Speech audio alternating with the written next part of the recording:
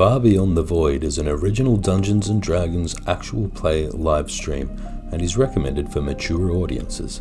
It may contain descriptions of graphic violence, coarse language, horror themes, supernatural themes, terribly lame jokes, and more fun stuff. Let's play some dungeons and also some occasional dragons. Yay! Alrighty. Look at Frost's face. Sorry, Frost. No. No, not the dragons. We should talk about what happened in the previous episode before we start tonight. And I mean, do we have to, or can we just leave it mostly unsaid like every other family drama? well, I mean, end of the day, it's all recorded and put up on the internet for everyone to hear, regardless. So That's it's true. not going to make too much difference. But it was. That's true. Let's just touch on the important elements. First of all, you boarded the autumn leaves and you left the asteroid. You left the asteroid, you travelled across wild space, you entered into the astral sea. But before that actually happened, for reasons that are as of yet unexplained, Lady Verena took a water skin from Patch, which had been previously filled with the blood of a void dragon that they had slain only a couple of days earlier, and she poured the contents on the roots of Slitherbark. Now, you guys do know there's something going on with Slitherbark. You're not entirely sure what it is, but there's something going on with him. After that, basically, you had a bit of a hard time controlling the Spelljammer. This is the first time you guys have used a Spelljammer. You're not used to doing it. You're not proficient with it. You did do a pretty goddamn good job at it, I have to say. You still got in like the 50s, 60s with your check. But every now and then, basically the way that translated was the Spelljammer was just falling out of its jamming speed, and you had to redo all the sails and reset it so that you could get enough arcane energy to speed back up to jamming speed, which is 10 million miles a day. And that happens, occasionally. But then at one point, the autumn leaves dropped out of its jamming speed, and you found yourselves in a storm in space. Some creatures made their way on deck. It was a whole thing. Dranbalis almost died. And that's basically where we finished last week's episode, with the storm clearing and your destination coming into view. Bral. But before we get into that, I need a roll. Sausage roll? A long way Pico roll. up if Pico you roll, want yeah. a sausage roll. I need a roll from Lady Verena. Ham and salad roll? I need a Constitution saving throw. Bacon and cheese Con roll. save. Yes, please. Oh, Can someone do. drank the bloody dragon blood as well. It's a Oh 12. no. 12. Okay, I'll take that into Lady account. Verena dies. Good. Not that we're being meta at all. Yeah, no, Please I have a don't question. kill my girlfriend. I have a question. So, is it like we had the fight, storm cleared, and there's Bral, and here we are, or has there been more travel time in between finishing the fight and getting the rest of the way to Bral? Oh, I'm glad you asked, Mark. Because, let me tell you. As the clouds part, a school of fish darts across the bow of the ship. The city of Bral comes into view, the light of the sun reflecting off a myriad of shingled roofs. Even at this distance, you can see tiny little figures moving about the streets. And one end, separated from the rest of the city by a lake, is a glorious brass-coloured palace with vaulted glass dome ceilings. Between the lake and the docks on the opposite end of the asteroid stands the bustling cityscape that would not have been out of place anywhere on Tyrell if it wasn't for the fact that it was built onto an asteroid. The docks themselves seem equally lively, the long wooden piers lined with ships of all shapes and sizes. You know what? Let's take it to the map. Where? Nice. Oh yeah. I have a question. Oh, look at that. Oh no, that's the wrong map. So I like the picture there. Yeah, that's Yeah. So that's our ship. That's your ship coming out of the very nice out of the ship. clouds. What do we think? But the Definitely one that I vibing on was that. really looking for was hold on, because I kind of lost it now. It's kind of fitting. It's kind of like a really good transitional. There we go. That's basically what you see. Ooh, Oy. that's cool. It's not exactly a planet, is it? No, It's not a well, planet. It's an Big asteroid. planet. No, as you can It's orbiting see, a planet by the looks. on one, like let's just say it's the western side of the asteroid. Let's just call it that for all intents and purposes. On the western side of the asteroid, you can see a lively, bustling docks. On the eastern side, separated by a body of water, a lake, you can see a large palace surrounded by pristine gardens. Now, I'm assuming you're going to want to take the autumn leaves into the docks, but please don't let me talk for you. How do you guys want to approach the situation? Drambulas is going to look over the edge and just go, "Oh my god, there's freaking space sharks!" What?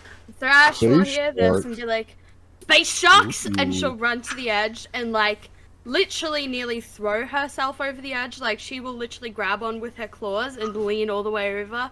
She'll be like, wow, they're so big and spacey. And then immediately realize where they are and look up. And, Sven, can I see any very tall glass buildings? Sorry, hold on. 1 second. There we go. Can you see any glass buildings? Well, from this distance, the only glass From my building... vision, you know, from the thrashy vision, the scary thrashy vision. What are you talking That about? one. Scary, thrashy. Remember, I had a vision. I had a vision. That one. What particular part of that vision are you looking for? Something about tall, shiny buildings. So you look over this sort of city landscape that stretches out before you in the mid-distance, and you're not putting two and two together. It was completely different. Whereas this seems to be a city built on top of the flat end of an asteroid, the vision that you had seemed to be more of a city which was built inside of an asteroid. And now that you're thinking about it, it was almost as if it was two cities layered on top of each other. Cool. Okay. Thrash will, like, stand up from hanging over the edge looking at the space sharks in the city, and she'll be like, hey guys! Coast is clear! No blobs with eye arms today! Hell yeah! And she'll hold her hand up for a high five to Drenbalas and be like, dodged a bullet there, buddy. Yeah. Right on, Thrash. Woo! I think Pat should be standing at the edge just with like one hand on the railing and just like he's looking around at all the different, you know, like animals. They're like the fishes, and are they actually sharks? He's running the picture. They're, for all intents and purposes, they're identical to sharks. It's almost like you're in an underwater landscape down here. But it's you a can space shark, right? It's a space shark. It's a space shark. Let's call it what it is. It's a space shark. So It's not a card shark. Once I go and find out what challenge ratings all of these things that I can see are, I may or may not be able to turn into them now. All right. I don't know what the challenge rating of those things are. That's so okay. you're gonna need to give me some time. I'll look them up. Oh, it's fine. I'll look them up later. It's all good. Yes, so you do see like a school of fish which darted across the bow of the ship. In the distance, you can see what appears to be actual sharks. And it's not like they're just Supermaning through the air. They're swimming like you would imagine an actual shark does. If one of them comes a little bit closer, when they do, you can see that there's sort of like a geometric sort of pattern in their fins that you would think almost functions in a similar fashion that your Spelljammer does. That's pretty fancy. Comparing How long will it it take to us your to sails, it's very similar. How long do you think it will take us to touch down? Not long. From the position that you're at, you could say 5 minutes or something like that. Oh, okay. I'm just like, do we wanna like park and then rest before we go and explore the town? Or we're just gonna park and go exploring.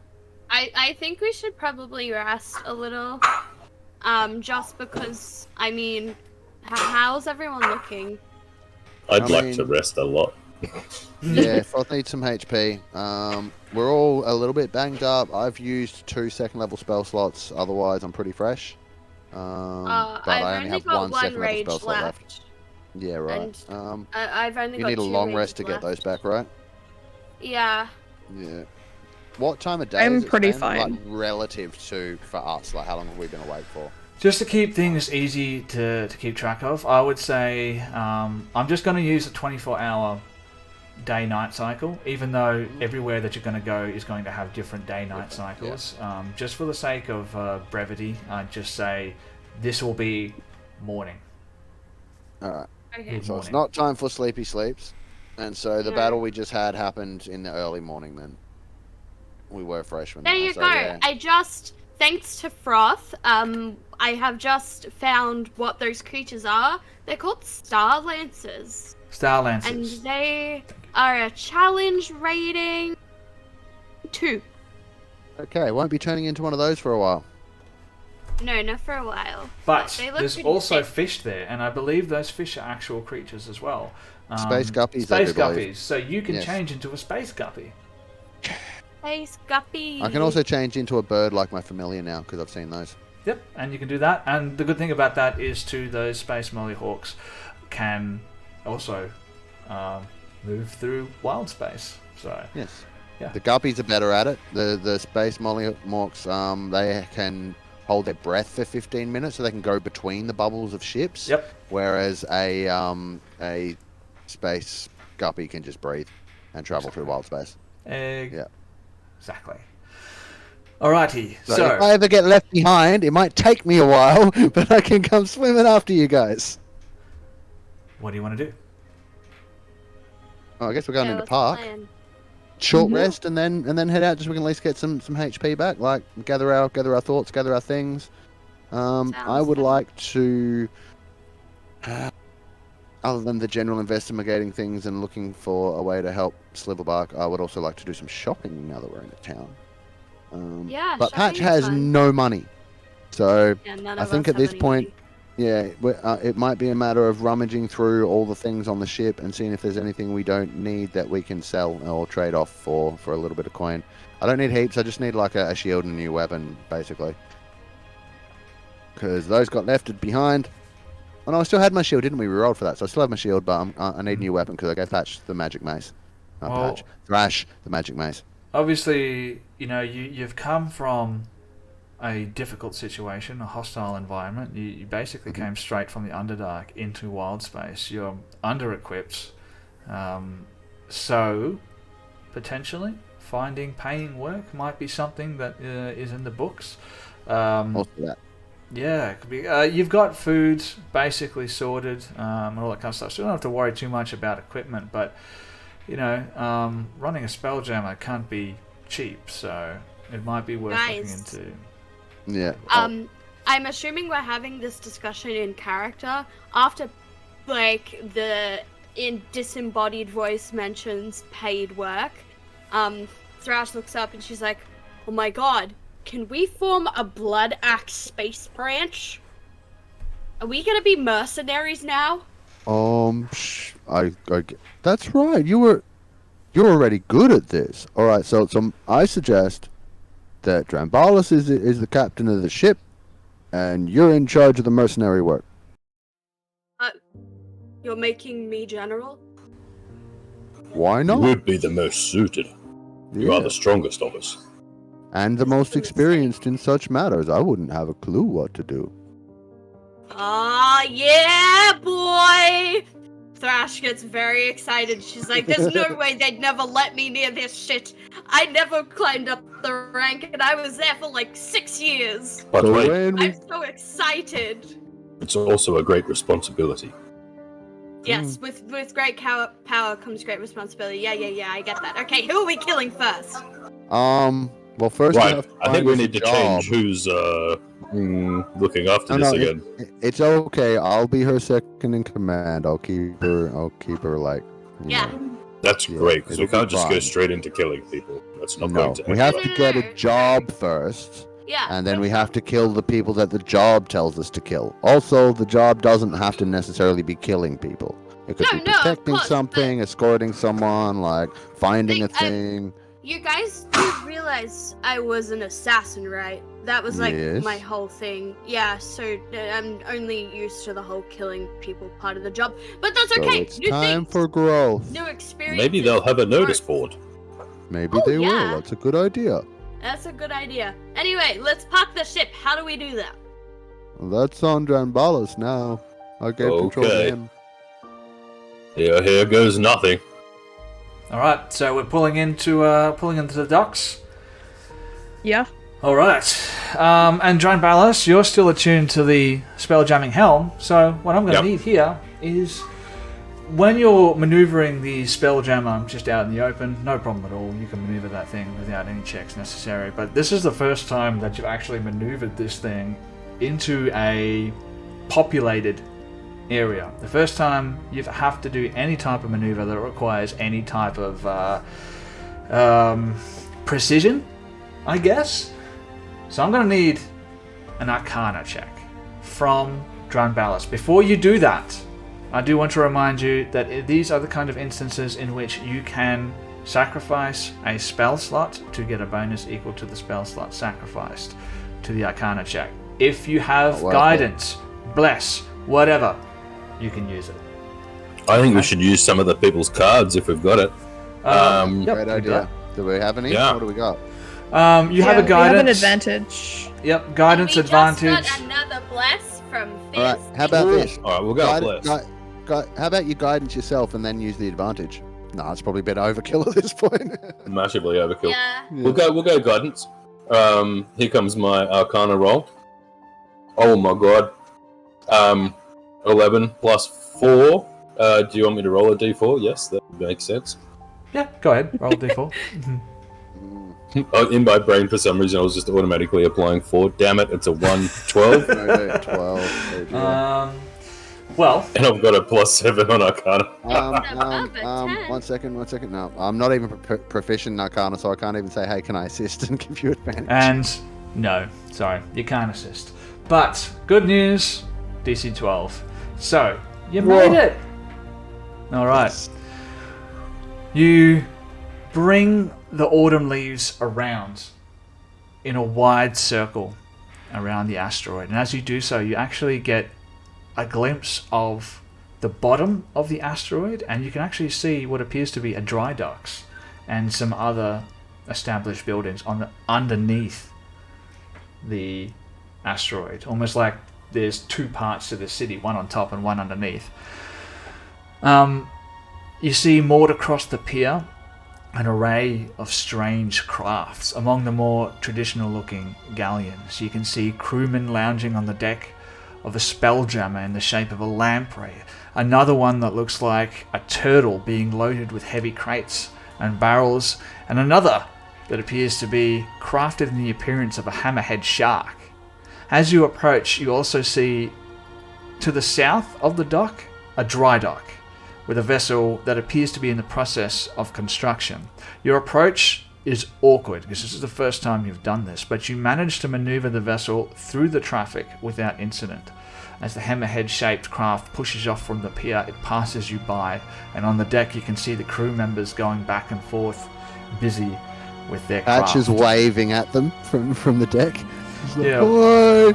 You see someone in the whatever rigging a hammerhead shark has sort of stop, and it's a young boy, maybe 13, 14 years old. He stops, he runs his hand through his hair and gives you a wave as the ship passes by 30, 40 feet away or something like that. The autumn leaves glides alongside a pier where you see a young man is awaiting. He throws you a rope and he deftly secures the other end of the rope to a pier, taking off as soon as his work is done and running down with a wave. Now, Bye. before we Thank you. continue, I think it's important that we should talk about, like, how are we going to approach this situation? Now, I'll recap what you know. So you know, Kukulane told you he was fighting a mind flayer, Chazradan. He told you that Chazradan had taken control over Tal Ashran, which was a long dead deity and using that to influence people throughout the verse. He then gave you a very cryptic instruction to start at Bral. You also know that Sliverbark has been cursed somehow. How bad that curse is, you're not quite sure. What the details of that curse is, you just don't know at this point. And there's a couple of things that you can do. You can, like, and this is just like what I would be thinking if I was a player. You know, healing Sliverbark might be something that you want to do. You might want to find someone who knows Cuchulainn. You might want to find the GIF, because I believe he made mention of knowing a GIF. You might want to go shopping, which you guys mentioned. You may just want to go to a tavern and hang out. I don't know.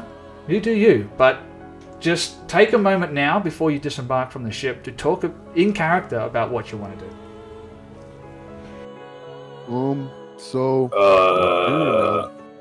Yeah, you know how you were saying you had no money? Yeah. Well, I neither don't normally do do I. money. We're gonna need to make some. I think I have money. Let me just check my my thing. Do I have money? No, that's right. The drow took it from me. I remember that. Yep. I have a little bit of money. Actually, I have 10. I have 10 gold. That is a lie. I have 10 gold. Assuming that they use the same currency here that we used back in Faerun, first thing we might need to consider is that it's not always free to dock at a port, right? There might be some kind of mooring fee that's expected. Maybe we should inquire about that and see if maybe the docks down below are cheaper if we can't afford the one up here. That's a good point. But I think I want to address the tree in the room. Are we gonna fix him first? I feel like we should fix him first because he's kind of our ride. I think that's a priority, yes. Pressing. Yeah. We got you, Sliverbark. Oh, never mind about me. I'm feeling more lively than I have in a long time. Oh well, that's cool. Concerning. And can we maybe hit like 3 birds with 1 stone and look for this GIF, see if the GIF has any jobs for us to do, or know someone who would have jobs for us to do, and if he knows someone that could cure our tree. Okay. While we're doing that, the GIF are the ones that made the big boomy thing on the front of the ship, right? I'd assume so, yes. Do you suppose that maybe they'd have a smaller boomy thing that I could maybe carry around? That would be really cool. I want to see if we can get one of those. I mean, I don't see why not. Do you not have anything on you? Oh, I have spells. I'll be fine. But just. That's not really good enough, though, is it? Well, I mean, and like he summons a small fireball in his hand. I can do this as much as I want. No. See, if you're going to be traveling with us, which you are, then I feel like you should have the adequate means of protection, and therefore I will lend you this. And she's going to pull the longsword off her back and hand it to him. Thank you. Okay, I'll give it back when I get something, a boomy. You better, yes. Yes, and I'll strap it on. Make sure that I can actually wield a longsword proficiently. I suggest we find a somewhat reasonable establishment and then we can ask after the warlord Thaddeus. Yes. That was the gift guy? Yes, the Gith, I believe... Thaddeus. Yes, I believe his name was Thaddeus. I just want to point out here that I love that it's the Druid who wants to get a gun. Yes, I'm going to ignore the fact that I'm definitely the only person here who can probably wield it, but... A gun made of wood. I want to learn how. It only says that I won't wear armor made of metal. Well, I mean, there's nothing that says you mechanically can't use a gun. I just find it such a strange character choice for Patch that he wants to find out how to use a gun. But hey, man, you do you. You do you. You play Patch however you want to play Patch. You want to get a magical handbanger, you get yourself a magical handbanger. Shoots rose petals. I mean, it might. It might. Also, this will be so I know as far as firearms proficiency goes, generally in a world that has firearms, a character with martial weapon proficiency can use them. I have martial weapon proficiency, but we came from a world without firearms, so I may have to learn it. Yeah. It's also I think Sven and I agreed that I have proficiency potentially. As an artificer, yeah, absolutely. Yeah. I would agree with that too. Yeah. But otherwise it would be a learned ability. Yeah. So I'm fully prepared to, like, maybe I need to, get Verena to teach me both how to smith armor and how to use a bang bang. But that's fine. Yeah, that's something that we can do, and we can add another long-term project. I do need to keep track of these long-term projects. I think Verena started repairing the bombard, which will be 2 out of 6 marks on that. I'm actually going to take away one of those marks, and the reason I'm taking away one of those is it got hit by lightning. But can I instead argue that I would have had 3 out of 6 because Gadget can repair mechanical things as well as myself? Can he? Yeah, Gadget 3 times a day can heal a construct. Alright. And guns are constructs. Alright, I dig it. And it kind of works in a similar fashion to mending, yes? Yeah, it's like 2d8 plus 3 hit points to itself or to a construct or object within 5 feet of it. I dig it. Alright. Same it gets if you cast mending on it. It gets 2d8 plus 4. Yeah, so I think so. I would also think that for the next time we do that, if you got Drambalis and Patch to assist with mending, you might be able to I have mending as well. Well, then there's 3 of us. Yeah. If we all work together, we might get more done. So we can all stand around the turret cannon and have a mending seance. It basically, I see it as Verena being like, okay, now that bit, get that bit, but Drambalis fixes that bit, and then as that bit's being fixed, well, Patch, you get that bit just so it doesn't fall, yep, things like that. That would be cool. I'll just stand there and encourage. Yes. Moral support. Yeah. Bring drinks. All right. So, yeah. The end of that story. Yeah. Okay. Let's leave it on 2 then. I'm not going to bump it up to 3, but we'll leave it on 2. Got hit by lightning. Thank you. And and your dog helped you fix it. Cat, whatever it is, I don't care. All right. So it sounds like we're going to the GIF. Sounds like you're going to try and find a GIF now. Yeah.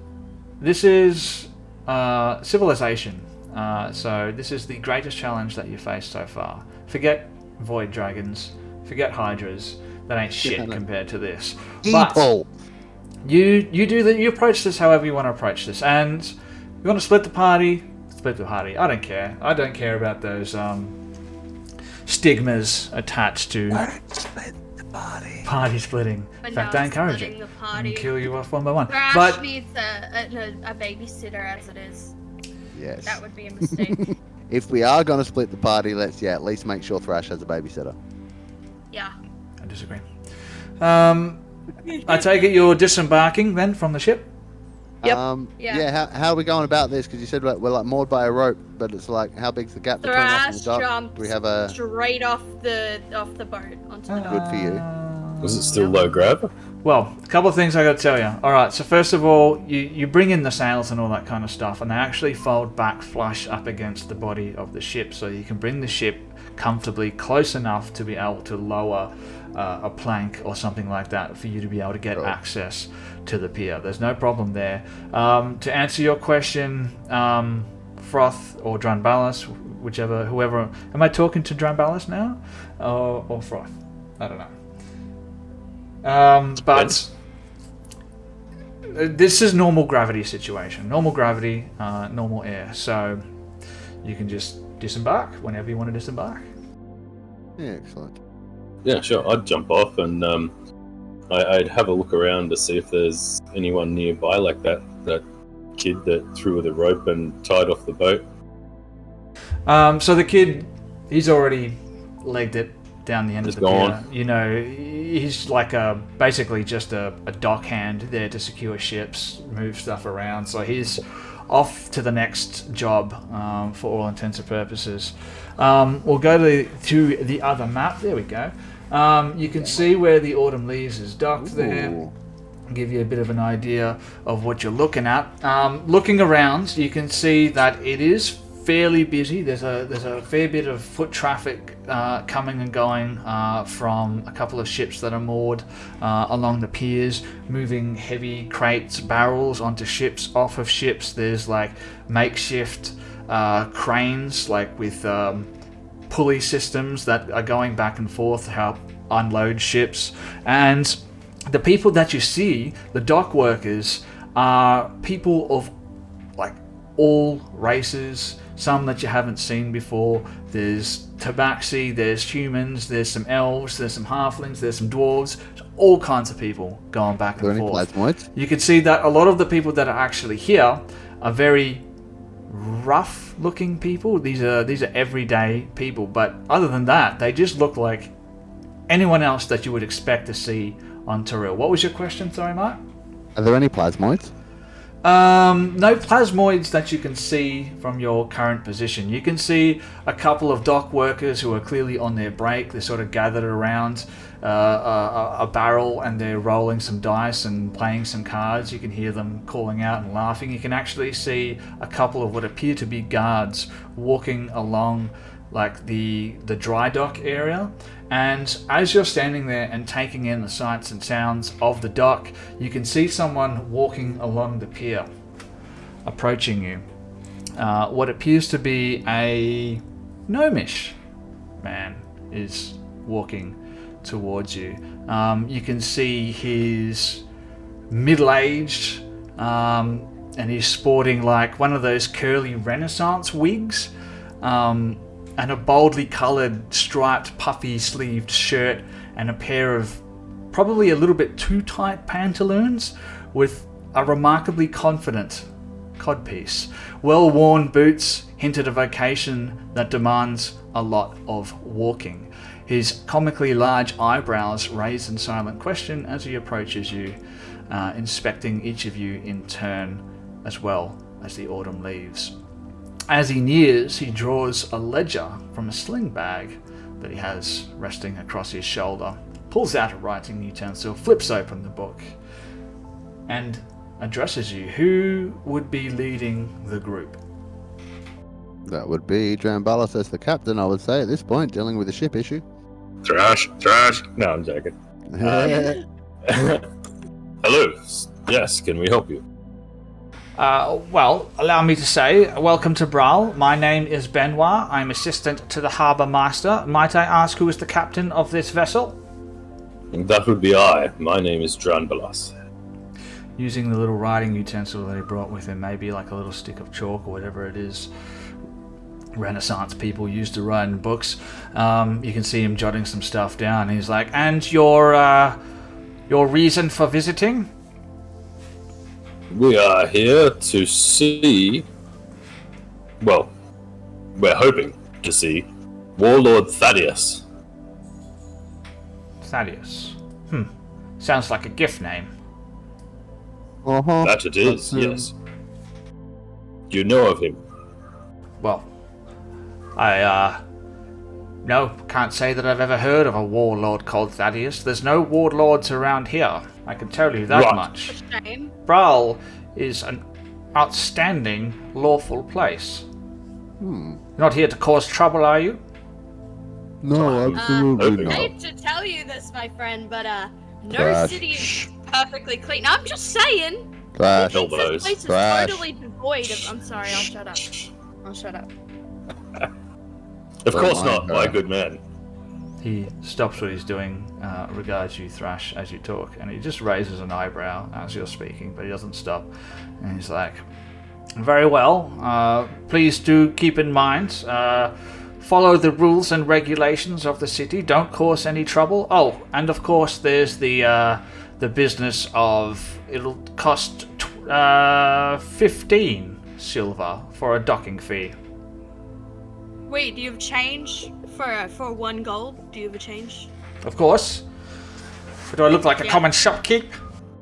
It's going to be 2 gold you need to give him, Thrash. Maths. Why? Because 15 silver is 1.5 gold. No, it's not. Yes, it is. It's 100 silver to 1 gold. Nope. No, it's 10. Nope. Yeah, it's 10 silver, 1 gold. Yeah. I was thinking copper. Apparently, Thrash is also dyslexic.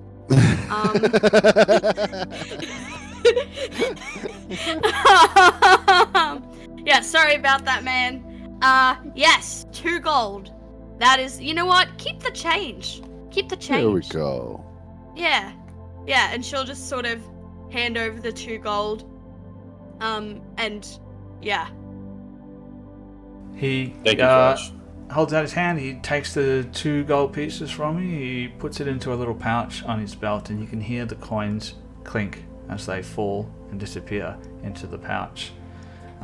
He takes his writing utensil, puts it back into a small wooden case, closes the ledger that he has with him, and he simply says, well, enjoy your stay in Bral, keep your business above board, and, well, our business here is concluded.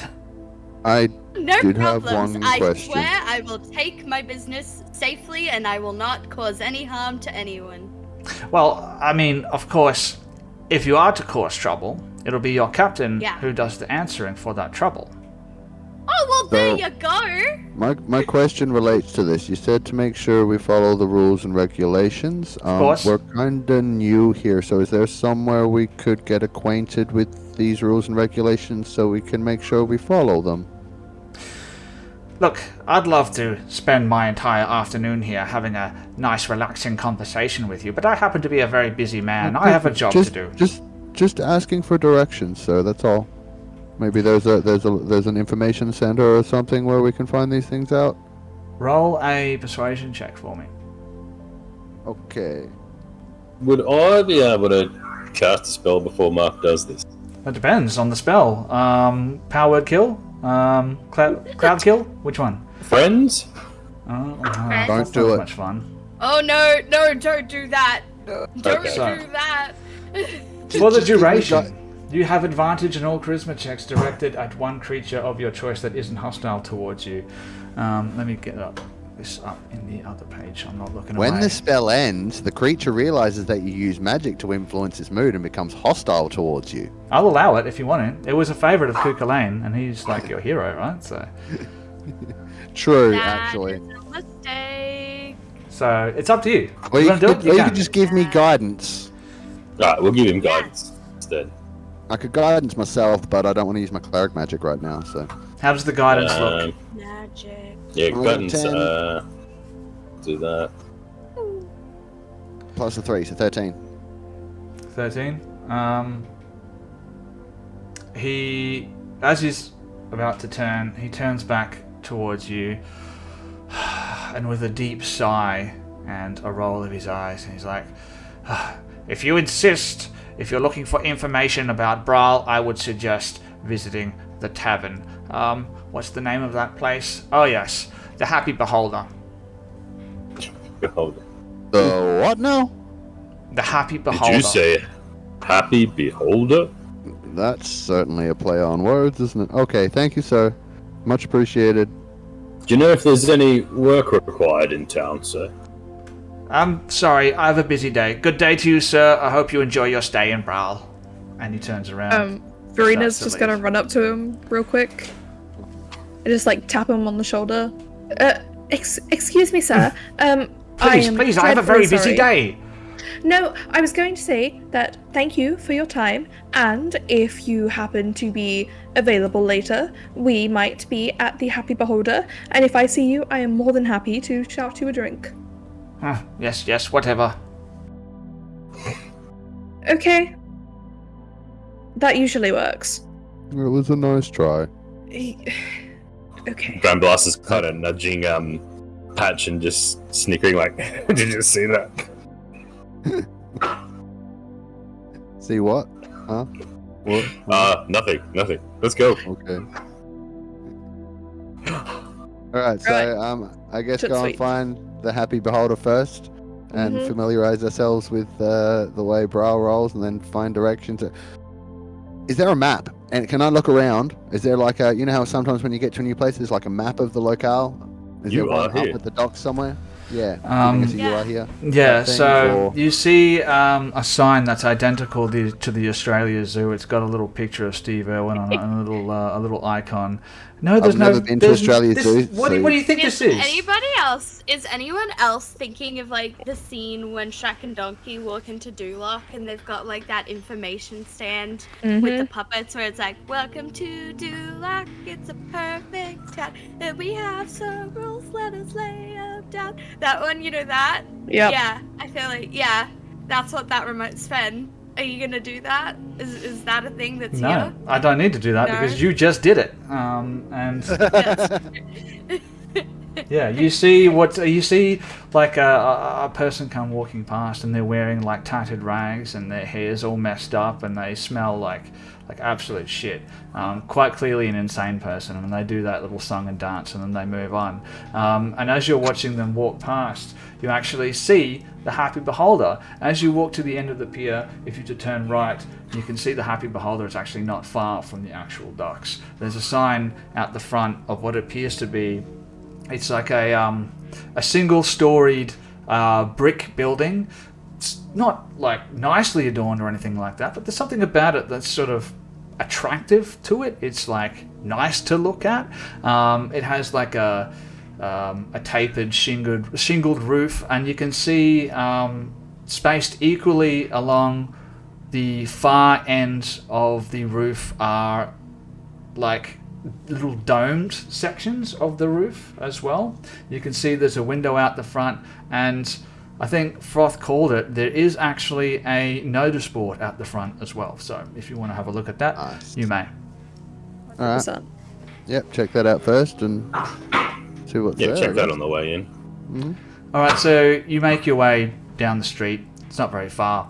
You pass a couple of people. You pass those dock workers who are sitting playing a game. You can hear them roll some dice, and one of them laugh, and one of them sort of exclaims a profanity as you walk past, and you come to the front of the Happy Beholder. You can see a pair of double doors, like large, arcing, sort of wooden doors inlaid with like some nice looking filigree, nothing fancy, but you see posted next to the door on a pair of poles is a notice board. And tell you what, you look over the notice board, there's a whole bunch of things that are very mundane, stuff that you're not really that interested about, you know, doesn't really affect you. There's someone who's complaining about their cat going missing, there's people trying to, you know, sell pots and pans, but there's three things that catch your eye, and let's go ahead and check that out. Whenever I remember where I put it. Nice map, by the way. Oh, thank you. Yeah, it's so cool. I wish I could claim that I made it, but I definitely did not. Either way, still cool. Alright, so, as you can see, there's three notices on the notice board. The first one, the topmost one, you can see is smeared with droplets of blood. It reads, "Test your mettle in the arena of Frun. Since time immemorial, I don't know how to pronounce that word. Immemorial. Whoever wrote it doesn't know how to spell. Warriors have chosen to prove themselves on the fields of war, spilling blood in glorious combat. For times of peace, we become weak, frail, our muscles atrophied by complacency, our swords dulled with disuse. Enlist now in the arena of Frun. Pitch your steel against terrible foes and prove yourself worthy. None but the greatest shall achieve the mantle of champions. Do you have what it takes?" That's the first one. Just below that to the right, you can see one that reads, "Hearken, brave souls," with a depiction of some type of strange creature with malformed features. The Office of Xeno Extermination seeks heroes willing to brave the unknown and keep the people of Bral and beyond safe. If thy seeks employment, seek out Representative Lucidius Harkin, 23 Helm Street, Lower City. And the last one that gets your attention is just a tiny little notice which is pinned to the lower left-hand side of the board. It simply reads, Tal Ashrin, Better Worlds, 112 Squid Street. Well, Patch will immediately grab that note. And Thrash will immediately grab the combat note. And I'll grab the Hark and Brave Souls note. Alright. And Verena will stare longingly at the empty notice board. Verena Guys, thinks about how she can disassemble the notice board and take it back to the Autumn League. Joan Balas would look across at Verena and say, Verena, which one do you think we should do first? This one. Let's do this one. Calm down. Let's think about it. I think that Lucidius Harkin is probably is a very professional sounding name. I think that's probably our best contact. I think on that one. I didn't ask for your opinion. Boys. I think we should do this one. It's got a dragon on it and it's covered in blood. So Thrash. We were warned not to cause trouble, Thrash. I do think we should definitely do that one, but not first. So here's my thinking. Okay, I think we do all of them, but the one that Drambalis picked up, as Lady Verena was suggesting, that one is has the added benefit of aiding the people of Bral, which I think would be a good idea if we're going to spend some time here. We want to, do some good things for the people, maybe become part of the community. Boring. It is better to be feared than loved, my friend, and one way to be feared is by cleaving a bunch of heads off. I gotta say, I'm getting ever so slightly slap happy here. I haven't cleaved anyone in half for days. Look, I also feel like the mission for this person that would help the people is about killing a monster, so you'd still get to cleave something.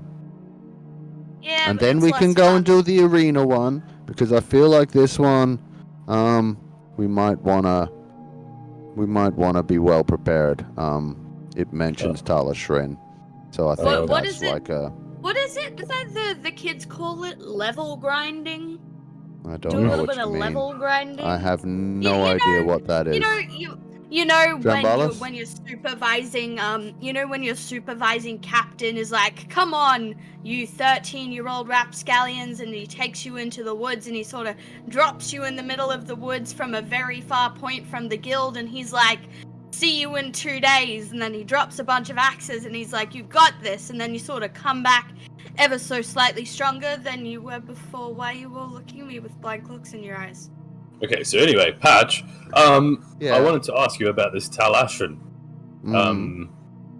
Wasn't Tal Ashrin the one that had been dead for a long time?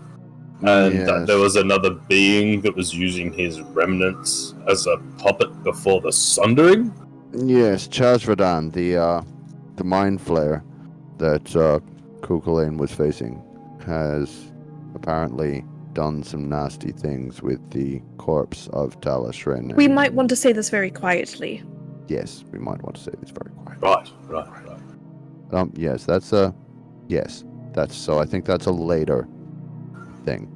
Yes. I very much want to look into this because, I at one point worshipped this so-called dead thing. So that's a thing I'd very much want to look into. But I don't think we're ready for that yet. And Thrash, I'm very proud of your wood chopping, by the way. Well, that's lovely to hear. Wood chopping? Your with the axes? Leveling, farming, or something?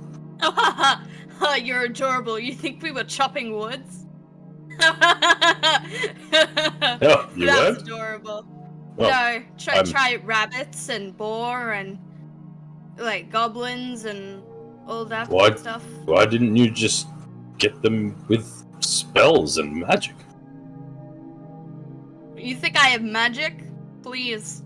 The only magic I have are these. You mean cleave isn't the name of a spell? No. Oh. I mean, I can cast cleave, like I can throw cleave, I guess. Like I can cast it away. That's casting can't spells, really- right? It's as good as any if it works. Look, I don't really like magic. Magic kind of sucks. Kind of makes no sense to me. It feels weird. You get all tingly when people touch you with it. It alters people's minds.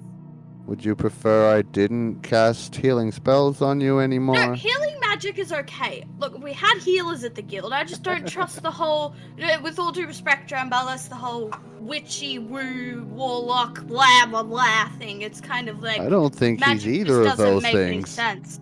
Yeah, is he not a warlock? Well, no. do we Aren't want you to both go in? warlocks? Don't you Let's just go have to that. We warlock just school? Let's go have a You get How about we letters? just, Yeah. Yes. Sounds good. Let's move on to something else. Yeah.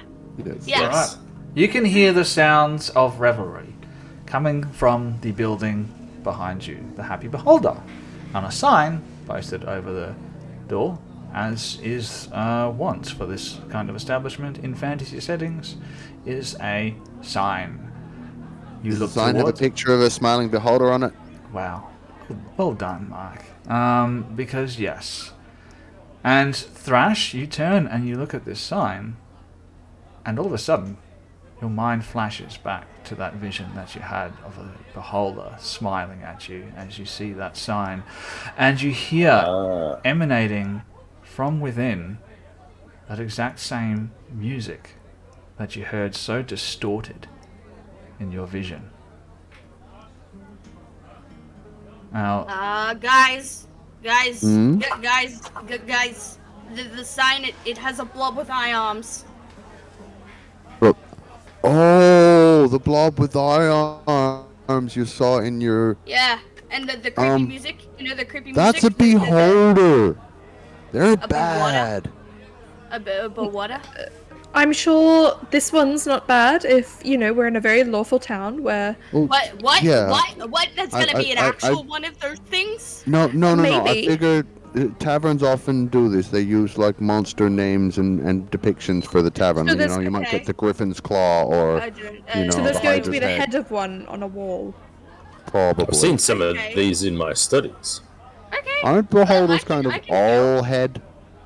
Look, Just I a can big feel, head I with can feel. snaky You know what? kind of tendrils. I'll just head straight to the bar, take a shot, a little bit of liquid courage, and then I'll be fine. Okay? And Thrash just pushes open the big doors. This might be a good way to get money, because I might be a little bit good at gambling. Anyway, Mhm. Good to know. Alright, Thrash goes to push open the door. As you do so, the door swings open and a pair of what appears to be minotaurs walk past you and they, sorry, excuse me, and they make their way past you, and as you open the door, or as they open the door, you can hear the sound of music and revelry coming from inside grow slightly louder, and you pull the door.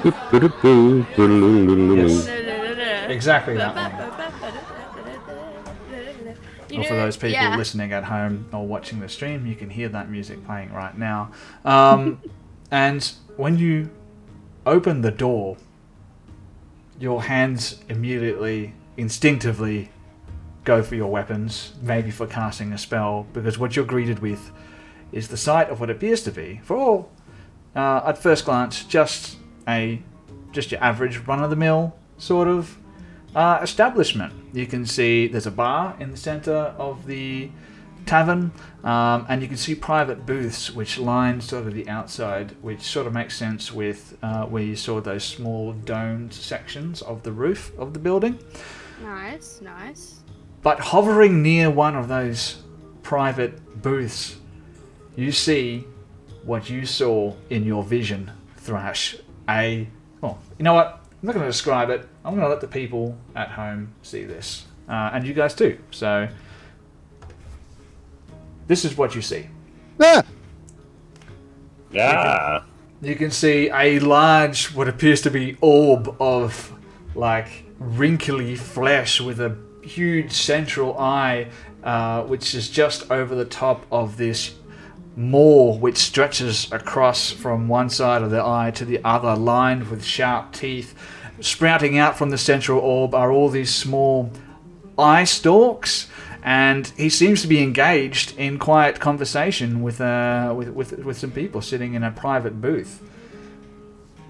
What do you want to do? Just sort of, her claws sink into the door, and you can hear the door crack under the pressure at which she is grabbing it, probably leaving, like, reducing the corner of the door to splinters, and she just raises her, like, other paw that's, like, not holding the door, and she's like, guys. I see. Am I having a vision? Is this another? No. Thrash. It's actually there. Okay. It's okay, Thrash. This one appears friendly. Not trying to eat anyone or like do any mean things by the looks of it. You can be friendly when you look like that. I don't think that's possible. That's I don't think that's a thing. Looks can be deceiving.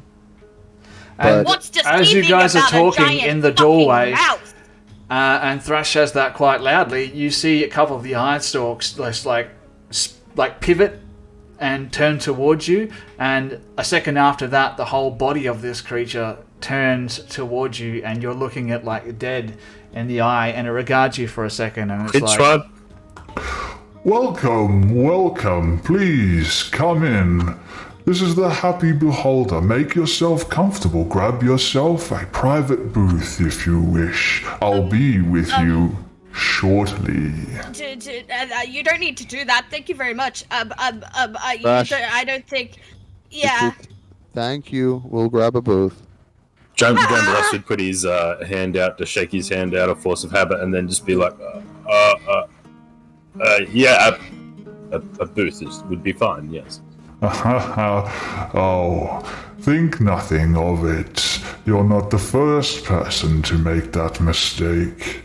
I understand my appearance can be quite unsettling, but, well, this is the best establishment in all of Bral. Please, you'll find no trouble here.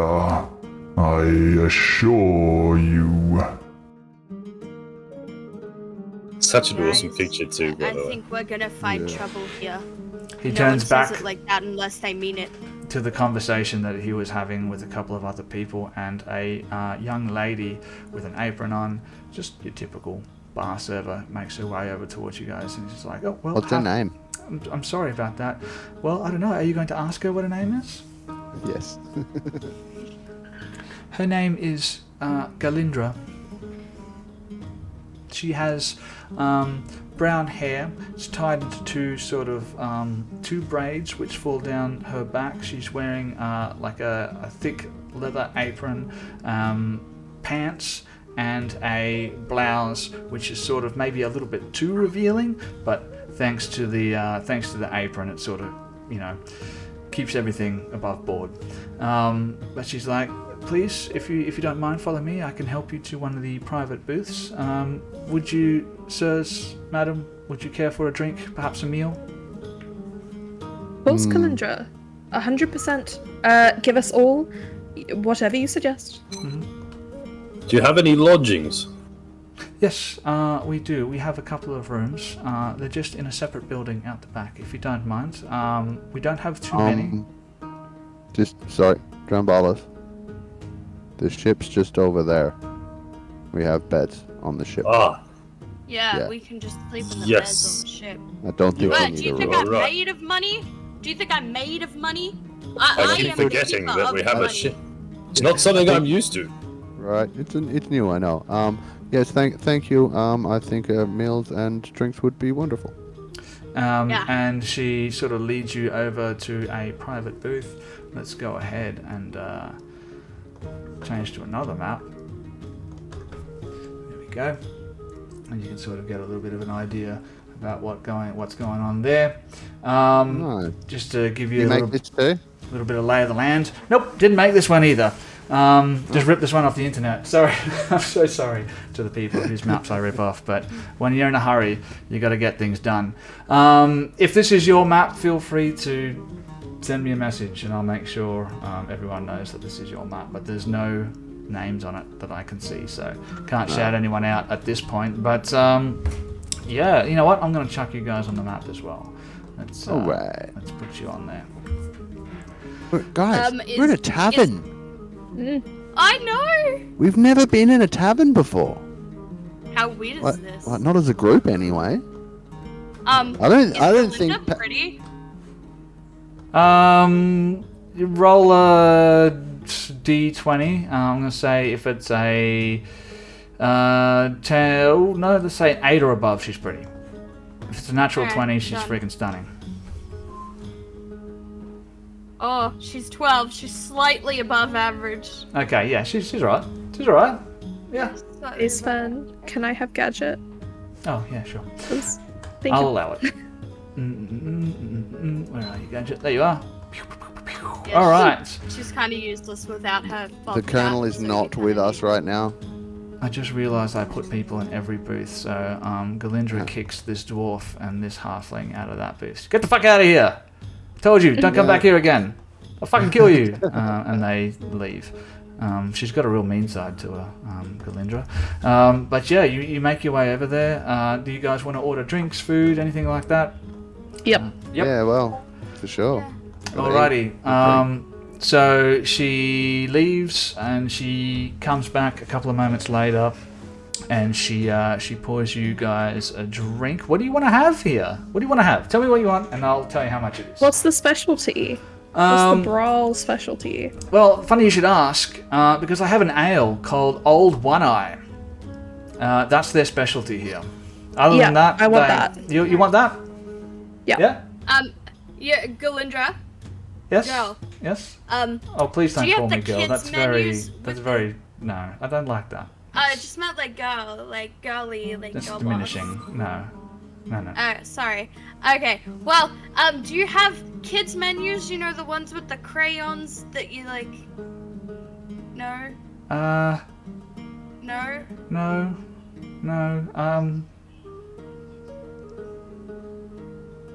No kids menus. Alrighty. Yes. So, no kids menus. Generally speaking, we don't serve anyone over the age of 3.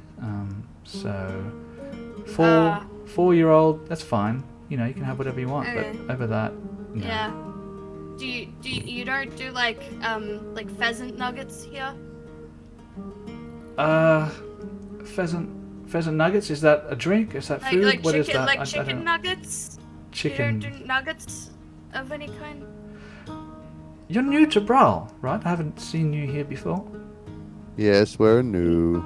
Yes. Yeah, no. So this is one of the, despite being on the docks, this is one of the more outstanding sort of establishments here in the city. So really, I mean, we just serve drinks. I mean, we've got food, of course, but it's really more about the atmosphere here, more than anything else. So chicken nuggets. Absolutely one of the most upstanding establishments in the entire city of Bral, as far as Patch is concerned, because she said so. That must be true. Yes. Oh, so you come for the chicken nuggets, stay for the giant scary beholder? Is that the sort of vibe? Well, I mean, there's no chicken nuggets, so no one really comes for that. Most people, I would say. Nuggets? Well, again, I don't. Can you make me chicken nuggets? I can make you. I mean, I don't know what chicken nuggets are, but I can make you something. That's Just okay, stick some meat on a plate and give it to her. She'll be fine. What are you offering? Like, what are you making? All right. What do So you serve? today we have a pigeon pot pie. Is the special of the day today, and that's really all we have. So pigeon pot pie for the tabaxi. Yes. Can I just say? Your fur is just wonderful. Thrash goes bright red. She cannot handle attention from women. Thanks. Thanks. Not that you can see it though, because you're covered in fur. Patch kind of runs his hand through his hair, and he's like, "I've got fur too." So looks like sheepishly. Oh yes, I'm so very sorry. Yes, of course. You're also quite. You cut quite a figure here. Yes. Thank you. Yeah. Thanks. I like your outfit. It's very clothes. I think the compliments are done now. Yeah. I think we can wrap that up. And Yep. Thrash sort of looks down at the table, like blushing like crazy, and sort of winks at Glinda, and then like puts her head in her hands. Patch She sort of like smiles. glances around the table at this point. Jampolas face palms and goes, "Oh, we're off to a great start again. I see. Water. I'll just have some water." Water. Verena's just gonna stand up and walk over to the bar. She's done. All right. So we'll just stick. We'll water, pigeon pie, and that'll do. Yeah. Yeah.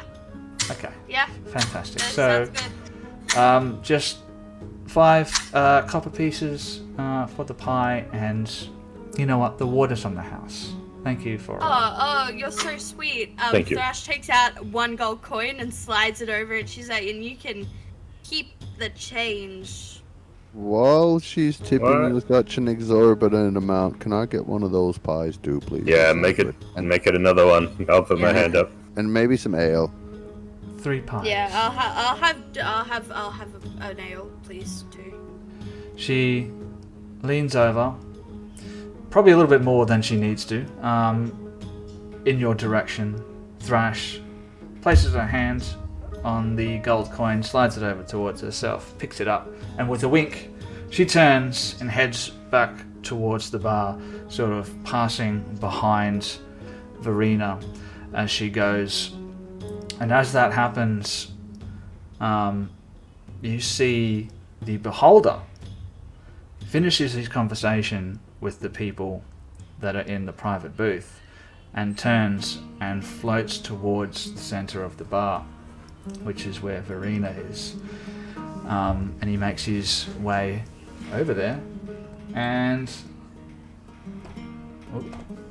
He doesn't look as happy in that picture on his No. token, does he? No. Really is happy. He looks very angry. Is Verena about to get chomped? I just I want would say so. Verena's about to chomp. Oh yeah. Ooh. I think you're talking a bit big for level 4 against a beholder. there you go. I didn't think I say made her he was the jealous. one getting chomped. I think I made her Oh. jealous. Yeah. Oh, So- no, I was fully expecting as Galindra walked back past Lady Verena for like a leg to stick out and trip her over or something. Like, Straight up tavern brawl. yeah. Yeah, he makes his way like through the opening, which is in the center of the bar, and he's like floating just behind the bar. It's very off-putting for you. This is the first time you've seen a beholder. It's basically just like a large eye and like, I don't know, 8, 9 eye stalks sort of all like looking at you at the same time. And he's like, What will it be? Darling, I heard of Oh, a you're special. too kind. I mean, you're gorgeous. Oh, compliments will get you everywhere. Oh, will they? So I'm hearing you're special on the house then? I don't catch your meaning. Well, barmaid, that girl over there, she mentioned that there was a drink that was, special to this tavern. And I would like one of those. Oh, Maybe right, because yes. I'm such a brilliant contact to have for free. Oh, a contact, is it? You're new to Bral, I can tell that. I've never seen your face here before. Of course, I am quite new, but in Faerun I have many contacts. as you're talking, you see one of the eye stalks turn towards the bar, and you can see like a glass just float up from underneath the bar and come resting on the bar, and you see again that eye stalk turns back towards the display on the back where you can see a whole bunch of different small kegs lined, and it just sort of taps itself. It just like floats over towards the drink. You can see the tap lever open up, and it just pours like a nice tall pint of like a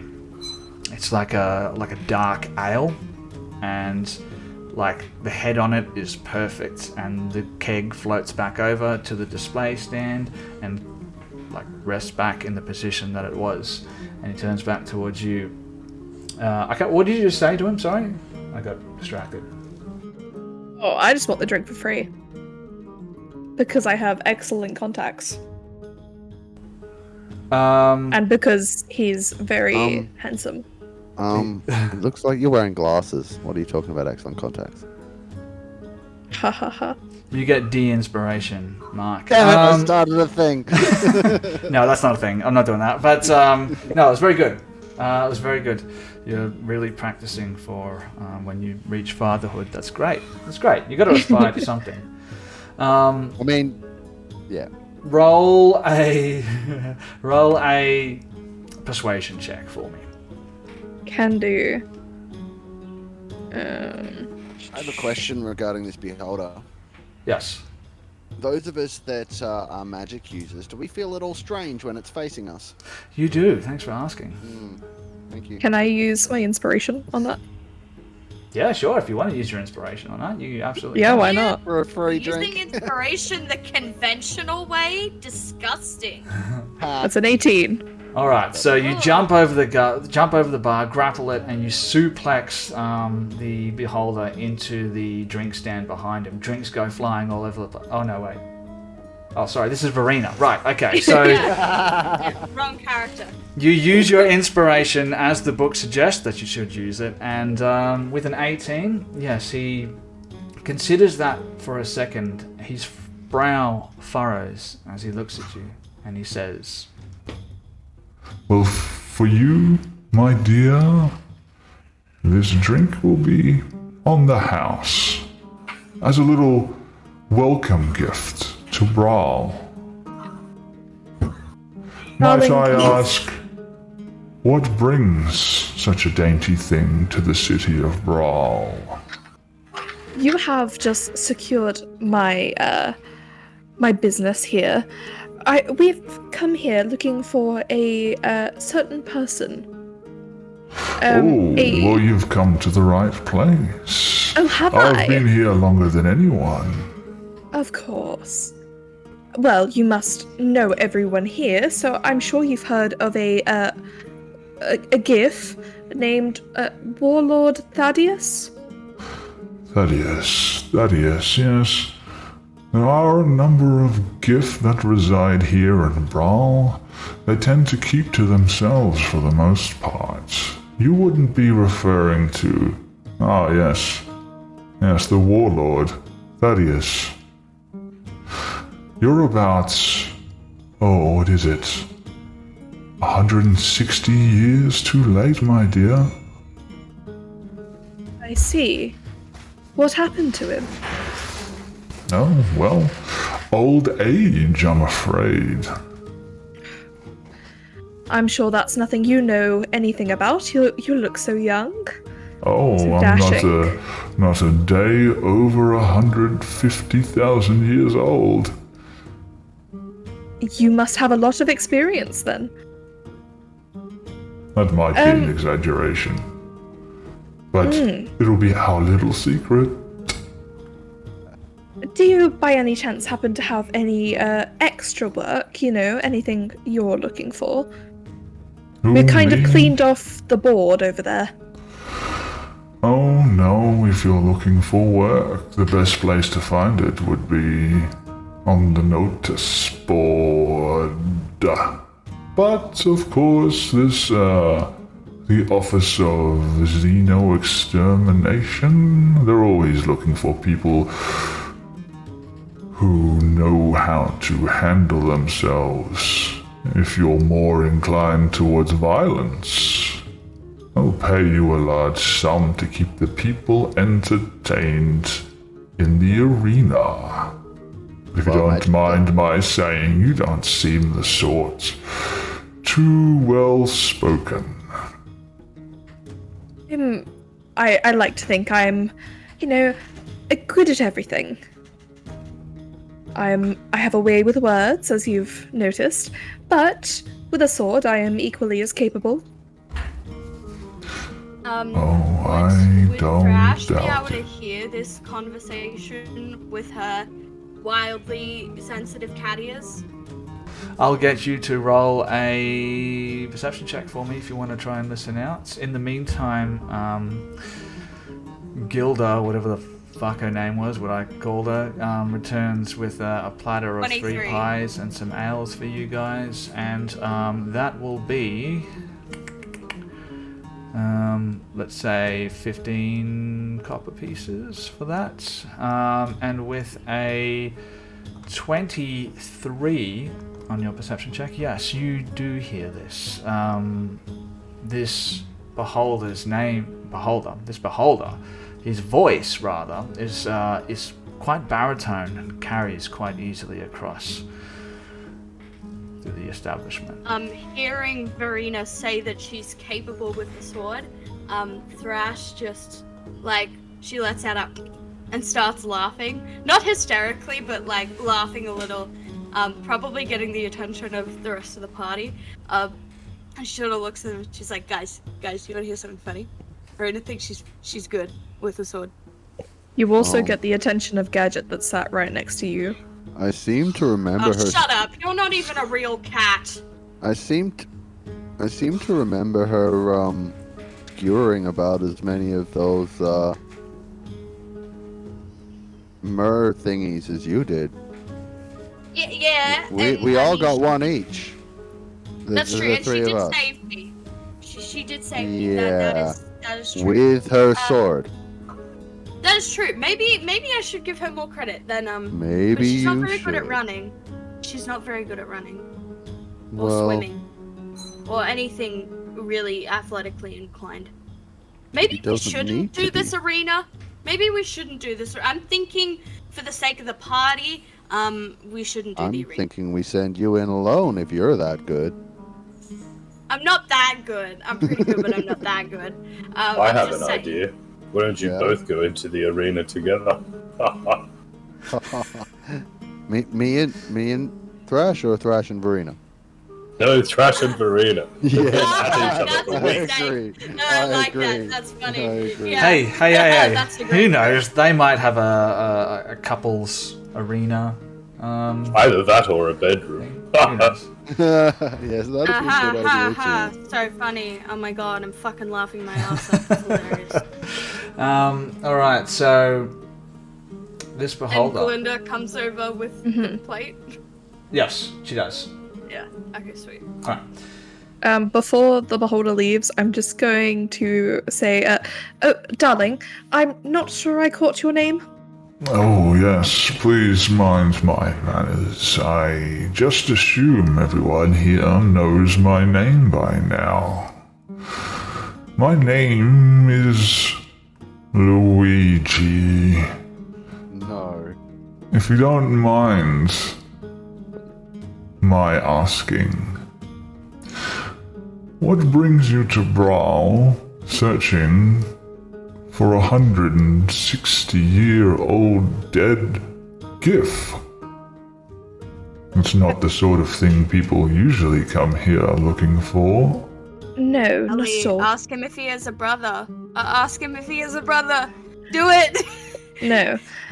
Well, Luigi, you devilish old man, we are here looking for work, and we thought that maybe Thaddeus might have some work for us, and might have some leads on a bit of a case we've been tasked with.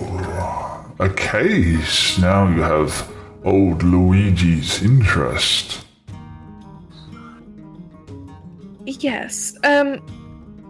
You see, it's a little top secret at this point in time. Luigi goes quiet for a moment and he sort of hovers in just a little bit closer towards you. Marina's gonna, lean across the counter to get, as close as possible to him. Tit for tat, my dear. I tell you, you tell me. That's the way it works. Of course. I promise that I very much appreciate everything you're doing right now, and I will appreciate any further information you can give me on this figure that we're currently hunting. Or, hunting's probably not the right word. Hunt. Now you have an old man excited. That's good to hear. We're looking for a certain, mind flare by the name of Chazradan. And his eye goes wide for a moment and he backs off a little bit. His eye goes from one end of the room to the other end of the room, back towards you. And he's like, there's someone, Bral, who might be listening to conversations regarding mind flayers. My dear, you should be more careful. But I apologize.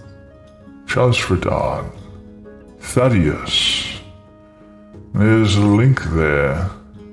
Yes, it's a long time ago.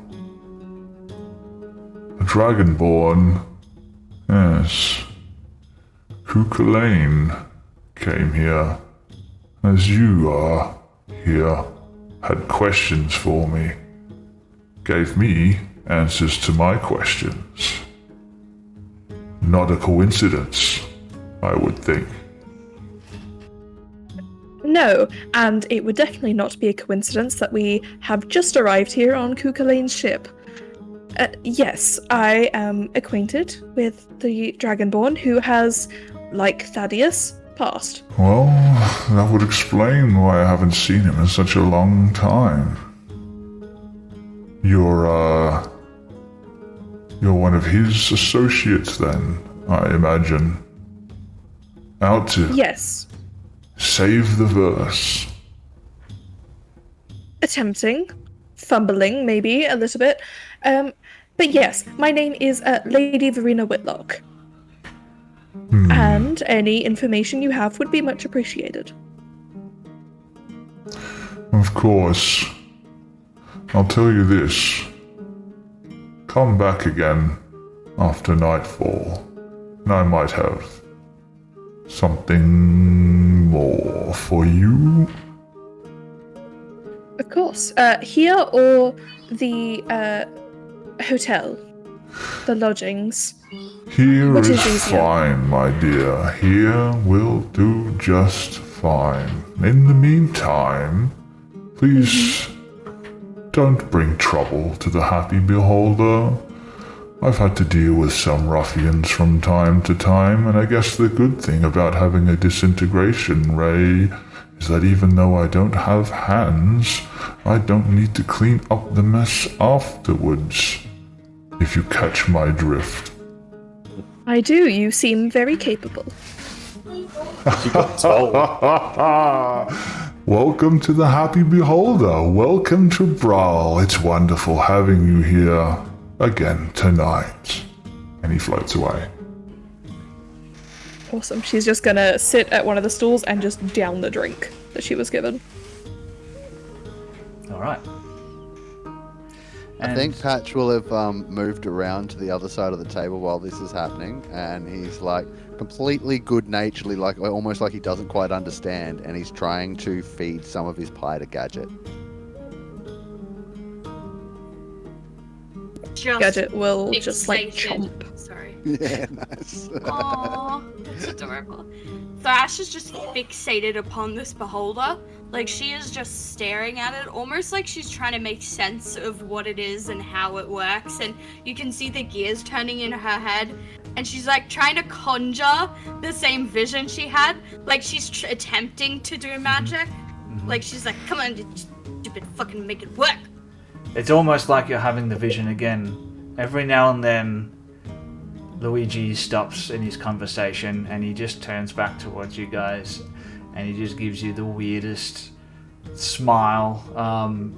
I mean, it's a happy smile, but it's also kind of unsettling. Guys. Jamdalas is totally lost all focus. He's just holding into this pie. The other guy's like, have you tried this? Does it work? It's so good. How does it work? No, not the pie. The what did you call it? A beholder? Magic. A beholder. Magic. Again with this magic thing. That fucking magic made that? No fucking wonder I hate it. Look at that thing. No, like, it's very, very good at magic. I thought you meant it made it magic. No, they kind of are like magic. It's not like they are all of magic, but they're like made of magic, kind of thing. Right. As far as I know. How do they do the whole floating thing? Because I could get down with that. This is magic. What they do. Magic. Magic. Yep. Okay. All right. Tell you what. You want to know a little bit more about beholders? I'll get you guys just to roll a history check. Why not? Okay. I'll exempt myself from this. I hope you don't mind. Dirty 20. 20? Pretty good.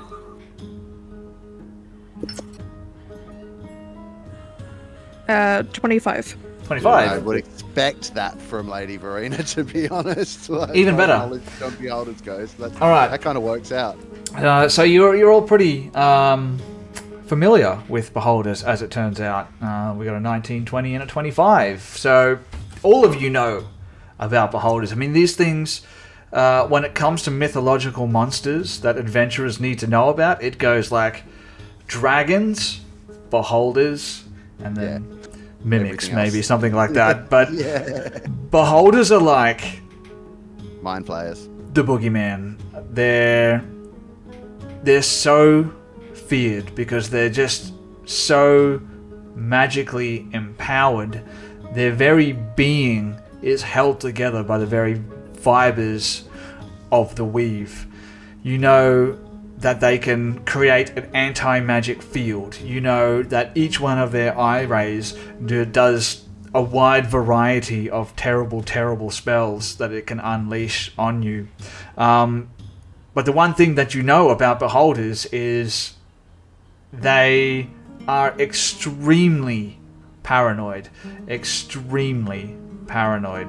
So much so that the way beholders reproduce is they're so magically powerful and so paranoid that the only thing a beholder fears is another beholder. When they sleep, they have nightmares about other beholders, and because they're so magically empowered, they can alter the very fabric of space and time and conjure up other beholders. That's how beholders reproduce. You know that they're ancient, but you've never heard of a beholder that is cultured.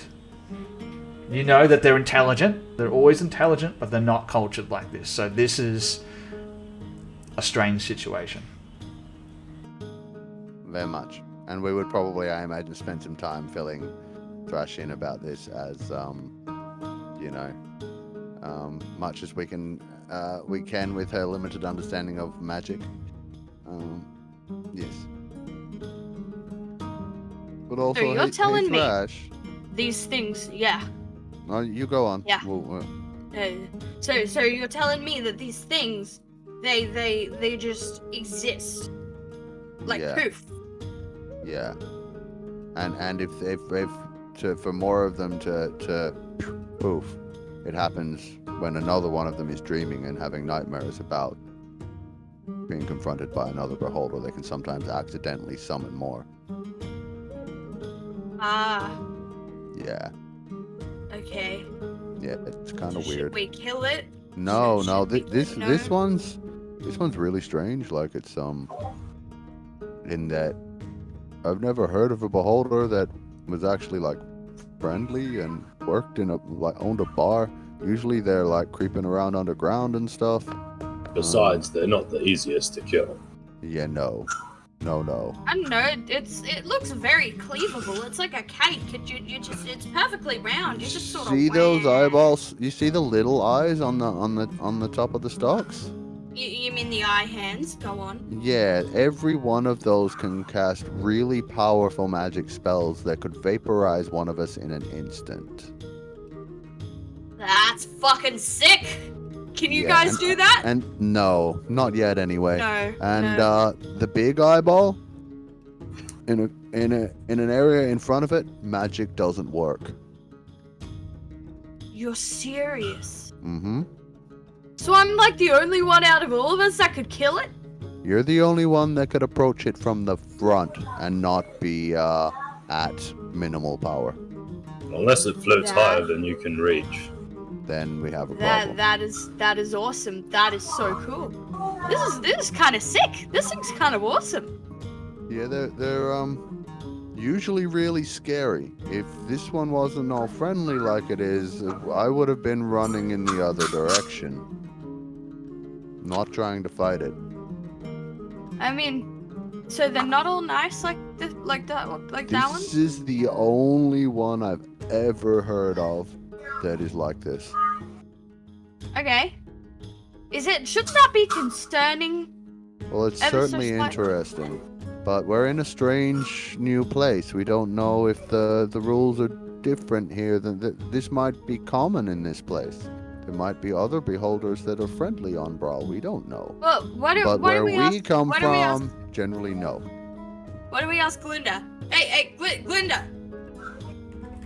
She's like talking to people. She holds up her hand for a second, and after a moment, she makes her way over to you. She's like, "Yes, dear. How can I help you?" Floating eyeball thing. Oh. And what's his name? Luigi. Luigi. Yes. Yeah. He owns the place. You know. Are all of the beholders? Yeah, I heard that. Are all of the beholders in this place like him? All of the beholders? Oh no, he's the only beholder that you'll find in Bral. I don't know what you know about beholders, but apparently they don't like other beholders very much. If there's another beholder. No. Well, you know, Luigi is not like most beholders. He's been in Bral for longer than anyone. If you believe the rumors, he was here before even the pirate captains settled in Bral. Yeah. And she leans in towards you, Thrash, and she's like, some people even say that his tunnels still honeycomb throughout the asteroid. Oh, scary, cool, scary, and cool. School, if you will. Well, if you believe what they say, like I said, Luigi was the original resident of the asteroid. When the pirate captains showed up, well, let's face it, they didn't want to fight a beholder, and I guess Luigi just made a deal with them, if you can believe what they say. How do you make a deal with a beholder? I don't know, but you can see Luigi's quite, despite his, appearance, he's quite a sweet man. He's looked after me. Well, when I say man, I guess I shouldn't really say that because I don't. Well, it's best not to think about that. But he's quite sweet. He's looked after me quite well here, so he looks after all of his stuff. Did you say pirate captains? Yes. Of course, Bral. This is your first time. Of course, Bral was founded by pirate captains. It began as a haven for piracy. Of course, it's much more civilized now, and all the better for it, I say. Oh, so all the fun people left. Is that what I'm hearing? Well, if that's your kind of thing, some people like to say that I'm fun, but everyone has different tastes. I mean, I think you'd be fun. You are fun indeed. I think you are a very fun, very pretty fun person. Mm-hmm. But all the fun people left. That's kind of sad. Just say it, Thrash. You're a terrible wing person. How long ago were these pirate captains here? Pirate captains, when they settled here, I don't know, must have been 600 years ago. Oh, okay. Interesting. Yes, And who's Bral? Who runs Bral? Well, I really don't know who's in power at the moment, to be entirely honest with you. Originally, Bral was controlled by the pirate captains, but obviously pirates tend not to get along very well, you know. And then the lords took over. There was the whole thing with the Xerxes incident. After that, you know, Bral took a change for the better. Xerxes incident? What's that? Do you want to explain that? You haven't heard of this, really? No, like Again, we're from very far away. Yeah. Huh. Wow. Like Faerun far away. Okay. I mean, I don't know the details of it, but you know, 100 years ago or something like that, maybe more than that. I don't really know, but the astral elves from Xerxes, they had been using some type of magical artifact. Like I said, I don't know anything about magic. I leave that up to Luigi, but they had some kind of magical artifact they were using to drain the life out of planets. To sort of, I don't know what they were doing with it, to be entirely honest with you. But anyway. There was a coup, like the leadership, the king got overthrown, someone else came into power, and now the Citadel, I think they call it, the Citadel in Xerxes is now the new pirate haven, so to speak. Nice. Okay. And that means what? Well, I mean, I have a question about these astral elves, you call them? Yes. Are they still in the habit of eating planets? What? No, well, that's kind of what led to the situation. What? I'm sorry, backtrack. That's what she just said. These astral elf people had magic that they were using to like drain the life out of planets. I don't like the sound of that.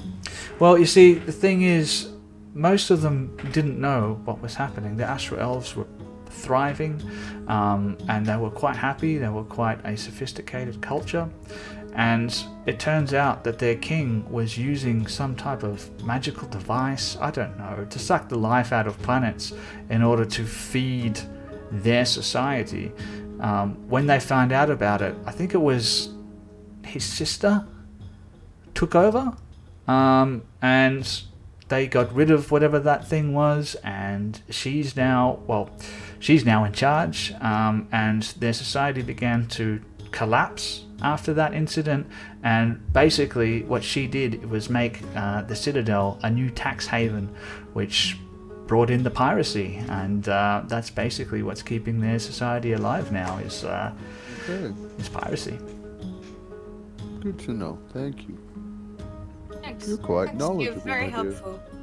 Yes, it's almost like there's a voice in my head just telling me all these things. I get those all the time, and it's fun. Oh well, okay, you just sound like you have mental problems. You should get that checked out. Hey. I'm Shut kidding. Down. I'm kidding. Shut down. Is there anything else I can help Are you okay, mate? I'm fine. No, we are fine. Thank you for your expertise. You're very knowledgeable. Anytime at all. Say, looking towards you, Thrash. What are you doing later? I think I'm killing things later. Which one were we gonna do first? At this, Patch just starts staring at his feet. Oh, so you're here. We're gonna do that first. Are you here to fight in the arena? No, not the arena. I mean, I wanted to, but no one's letting me do that one first. So I think what we're gonna do is we're gonna go to that goblin-looking thing first, and then once we do the goblin-looking thing, then we'll go to the arena. At least that's what they promised me, because no one fucking lets me do anything fun ever. So. Okay. Yeah. Well, yeah. I mean, there's a lot there that I'd rather not get into. But if you are gonna fight in the arena, you should tell me. I'd love to come watch. I feel like like it's an open arena. I feel like anyone can go and watch. Well, I mean, I can, but I don't want to buy tickets just to see any old fight. By the way, I didn't catch your name. Oh, Thrash, and that's Patch, and that's Strunballis, and that's Verena. She's really pretty. Yeah.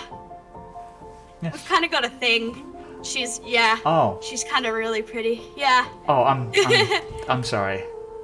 What? I'm sorry. What do you mean? Never mind. You can still come watch the fight if you want. Sure. Yeah, just let me know. And look, I've got to get back to work. It's been lovely meeting you all. Yeah. Bye. If you need anything, and she turns around and walks away. For sure. Oh. And Patch is You seem kind of upset, guys. goes I don't back understand. to staring at his feet. Like, You okay, buddy? I don't get it. What's happening? she was cute, but she was hitting on you. What? You heard me. How? I don't know. What do you mean how? Like she was doing? Being all Noticed nice and asking you what you were doing later. I thought she was we just should head asking back what to I'm the ship. doing later. Yeah, I think that's wise. Okay, let's go back to the ship, because I'm just confused. And, yeah. Alright, so... Party consensus? Back to the ship? Back to the ship. Sure. Why are we going back to the ship? To have a rest. It's still probably only like midday, if that. We can have a short rest. Yeah, okay. Right. Yeah. You can have a short rest right here. Nonetheless needs it. Yeah, couldn't hang out in the bar be a short rest? Yeah. Yeah. You guys can tick off a short Sure. rest. You've been here for quite some time. You've had a good meal. You've had a good drink. Feel free to click off that short rest and then tell me what you want to do. So you've got a couple of job opportunities here. You've been told that by Luigi that you can come back after midnight. I should have made that probably a little bit clearer. After midnight, come back. He might have some more information for you. That's what you got at the moment. So. Sweet. Yeah, I'm just thinking, I mean, if we want to go back to the ship for reasons, we can, but I just figure, have a rest here. We can just move on. Yeah. Sounds good. So do we want to go and suss out the contract for the Xeno Exterminator people? Sounds fun. You want to talk to them, or do we want to keep asking around, or do we want to ask where the GIF generally live and go and see if we can find out about Thaddeus, or do we want to ask if there's an apothecary that we can go and see if we can get some help for Sliverbuck? I say we should find out more about this contract, seeing as Thaddeus is dead. And the Xeno extermination guy had a very fancy name, so I assume that he probably knows more. Alright, cool. Let's do that then. Well, I agree. All right. I mean, we can always work out what we need to do. I'm assuming that you can ask someone for directions, and they'll point you in the right direction. You also had the address there as well. So yeah, you can start heading towards the office of Xeno Extermination. At that point, maybe Luigi himself would have given you instructions. You know where the office of Xeno Extermination is. Basically, he's going to head further into the city, and as you turn left onto Eel Street, you hear the sounds of a market coming towards you as you reach a T intersection. Stretching out ahead of you, you can see what's quite obviously the lower socio-economic areas of the city, the places closer to the markets and closer towards the docks. You'd even maybe get a slight view of the market there as well, so there's a market there. You need to turn right and then right again onto Helm Street to reach the office of Xeno Extermination. So is that what you want to do? Yep. Yeah, I think so. As much as I want to shop, we need money before we can really buy things, so... Yes. As they sort of go to turn right the last time, Thrash will attempt to turn left. Thrash. Yeah. It was this way. Yeah, he said right, which is this way. No, that's left. True. Okay. Let's go. I will maybe highlight the fact that maybe the bounties and things might actually be worth more in maybe the upper parts of the city. So that might be worth a gander eventually. This is true. This is It's a very good true. point. As always, very knowledgeable. This is very true. Yes, but higher paid bounties often require higher risk. Yes, but you also have to remember that a lot of the higher parts of the city are filled with dumb rich men who are willing to pay a lot for something very minuscule. This is true. Dumb rich people. Big cashback. I feel like we could take advantage. And Pat Yes. just stops for a minute and he's just like, that. Okay. Good job, you're learning. Yes. Yeah, because back at the guild, this one really, really rich dude lost his dog.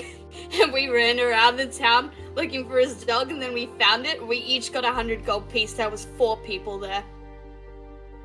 For a missing dog. For a missing tiny little white fluffy. It was hysterical. I've literally never seen anyone be so excited to get a fucking dog back. It was the best day ever. Thrash, maybe. Yeah. What? Maybe no more discussions of missing dogs. Patch It's okay, kind of Patch. keeps walking. As you Patch is now walking about 10 feet ahead of the group. Towards probably the extermination blade. probably 1 o'clock in the afternoon now, and you can see some of the traffic is starting to die down a little bit now as we get later into the afternoon, but there's still people moving about the streets as you reach the office of Xeno Extermination. You can see it is like a plaster building. It's looking fairly run down. It's a 2-story building, and it's fairly sizable in comparison to the houses that are around it. There's a 2-posted sign out the front that has a faded wording on it that says Office of Xeno Extermination. You can see that there's like weeds growing down an alleyway down the side of a building, and a singular sturdy oak door which leads into the front door of the building. Okay. Well, I guess we should let the face of the party go first. Oh, not you. Sure. I'll go through No first. shit, Sherlock. And you pull down on the handle, and the door creaks open with a groan of protest, and you walk into a dark sort of office area. It's the windows have been shuttered for the most part, so just small lines of light filter into this room. It's kind of warm. You can see there's a desk, and it's piled with what appears to be like scrolls or folders, and there's a man sitting behind the desk. His skin is ashen grey and almost looks cracked. He's bald. He's wearing a heavy leather jacket with the collar sort of popped up, and he's like nose deep in like one of these folders, and he looks up towards you and he's like, "Yes." Hello, sweetie. We saw this sign on one of the boards over. We just came to see how much you're paying for this job. Yeah, right. Come in. Close the fucking door behind you. Don't let the light in. Yep, come in, close the door. And you guys enter the room, close the door behind you. It's like, yeah, sorry about that. Had one hell of a fucking night last night. Oh, what did you say you were here for? Work, right? Soldier of fortune, all that kind of shit? Yeah, the job, man. We need money. We do. Very badly. Super badly, actually. But yeah. Not that badly. What are we offering for the contract? Holds up a hand. He's like, give me a second. I don't want to seem desperate. Spits on the ground next to the desk. My mouth is rather dry. I don't know. He reaches into his jacket, pulls out a small, like, leather-bound box, pops it open, pulls out a cigar, and he grabs like a flint thing, and he's like, Batch would reach a finger out as he seems to be struggling with a flint, and just like a small flame would like patch your hand away. He's like, fuck off. I got this. I like this guy. I like him. Have you got one to share? No, I don't think so. I see. I'll tell you what, maybe you do a job for me, I might have one of these to spare, but for the time being, I don't know you, I don't know what you're capable of. You seem just like more riffraff off the street, more meat for the fucking grinder. But that's ever so slightly insulting, because I am extremely, back in Faerun, I'm actually the sergeant of a mercenary guild. That's right, sergeant, because I'm in charge, third in charge, actually. So I'm pretty cool, and I'd say my buddies here are pretty cool. Him. I got it. I think I'm impressing him. Am I impressing you?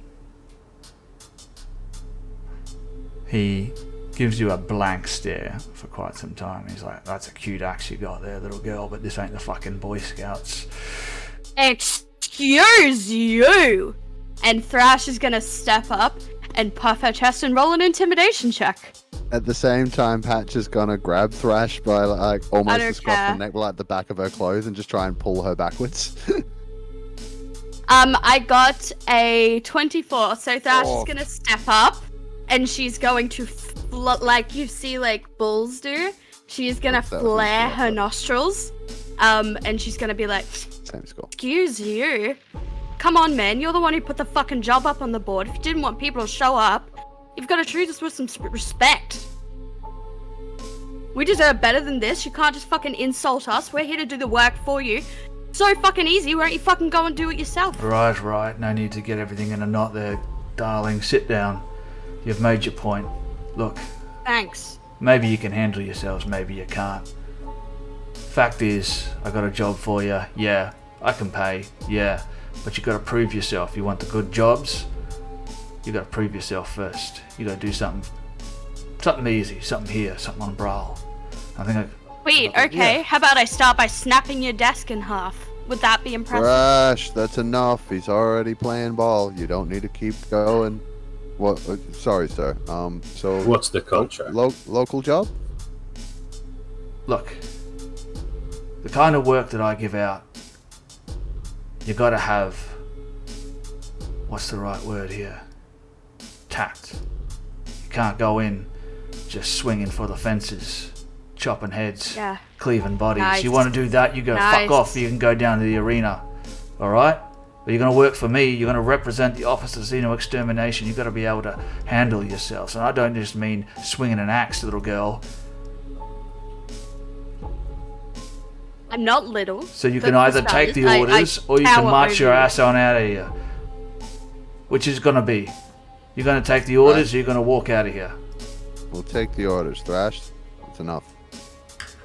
Where are we off to? Right. Now, don't get me wrong. I like your moxie, girl, but look, I can't just let anyone represent the office. But you want work? I got work. I got something for you. Something that you can cut your teeth with. Now, hold on a second. He gets up and he goes like into a back office, and a few seconds pass. He comes back out. He's carrying another folder. It's not thick, but he slams it down on the desk in front of you, sits back down, takes a puff of his cigar and flips open the folder. And he's like, right, yeah, okay, yeah. We got something. Look, 3 days ago, city guard come to me. They tell me someone witnessed a creature attacking his wife while she was asleep. Apparently she complained of horrible nightmares when she woke up. She can't remember exactly what the nightmares were or anything like that. He fingers through some of the pages and he's like, yeah. So Code Regularis told me they had reports from a whole bunch of other people having complained about nightmares. Turns out those fucking geniuses had been ignoring them, just putting it down to just paranoid. You know how the higher ups like to look down on people in the low city. But we're kind of familiar with that kind of thing, and casts a cheeky sideways glance towards Verena. Just a bit of a half smile. Well, look, I'm not here to judge people. It takes all sorts. And if you're going to take jobs for xeno extermination, well, you're going to need to have all your bases filled. Mm-hmm. Like I said, it's not just swinging axes and chopping heads. I think between us, we have a fairly broad selection of skills and things that will be of use to us. Right, yeah. Okay. Well, you have the look of your people who can handle themselves, but I don't know, I guess we'll just wait and see, eh? So, what do you reckon? 200 gold pieces, job's yours. Bring me back evidence that you've dealt with it, whatever it is. And the 200 gold's gold yours. each? And maybe some more work. Hey, don't get cheeky with me, boy. 200 gold pieces for the job. Okay. Yeah, that's pretty standard. I was just asking for clarification. It's okay. Yeah, it's pretty standard, man. They don't really deal in multiples. It's sort of all one singular amount that you split among. Have you never been a mercenary before? Yeah, have you never been a mercenary before? No. Ignore him. It seems for once I'm the experienced one here. You see, usually when they hand out amounts, we usually just split it amongst ourselves. Generally, if someone's slacking, you give them less. But yeah, generally they don't just give us 200 each, especially not for something like this. But it is very generous, actually. Okay. So, yeah, you got a deal, man. And she sort of puts out her paw. He taps his finger on the desk while eyeing off Drunbalis and Verena, just eyeing you guys up and down, just leaving your hand hanging there. Oh, them. Look, I can assure you, and Thrash takes out her patch, like her ranking symbol. She has another little patch in her pocket. It's like, hey, buddy! Hey, buddy! Thrash, I don't know if I like you showing off the voodoo doll to everybody. So I what gave you that in secret. What this is an insignia of rank. So essentially it just shows to this person that she is third in charge of the blood axes. She sort of slides it across the desk. It's like a worn sort of patch, but you can see it's pretty well taken care of. It normally is on a jacket or some sort of holster, but Thrash just thought it looked dumb. She sort of slides over and she's like, I can vouch for these ones. I'm not sure if you can see that, but that is third in charge. Darling, I can vouch for myself, thank you. Well, he's looking at you. I'm sorry, but you don't exactly look like you belong here. Good Verena's gonna undo a couple of the top buttons of her blouse and kind of reach in and pull out the small patch of her own, just kind of wave it in front of his eyes. Drunbalis would just flare up the lightning coursing through his scales so that it flares up a little extra. But yeah, I have a question for Ali. Does that patch look identical to Thrash's? No. No, it looks different? It looks different.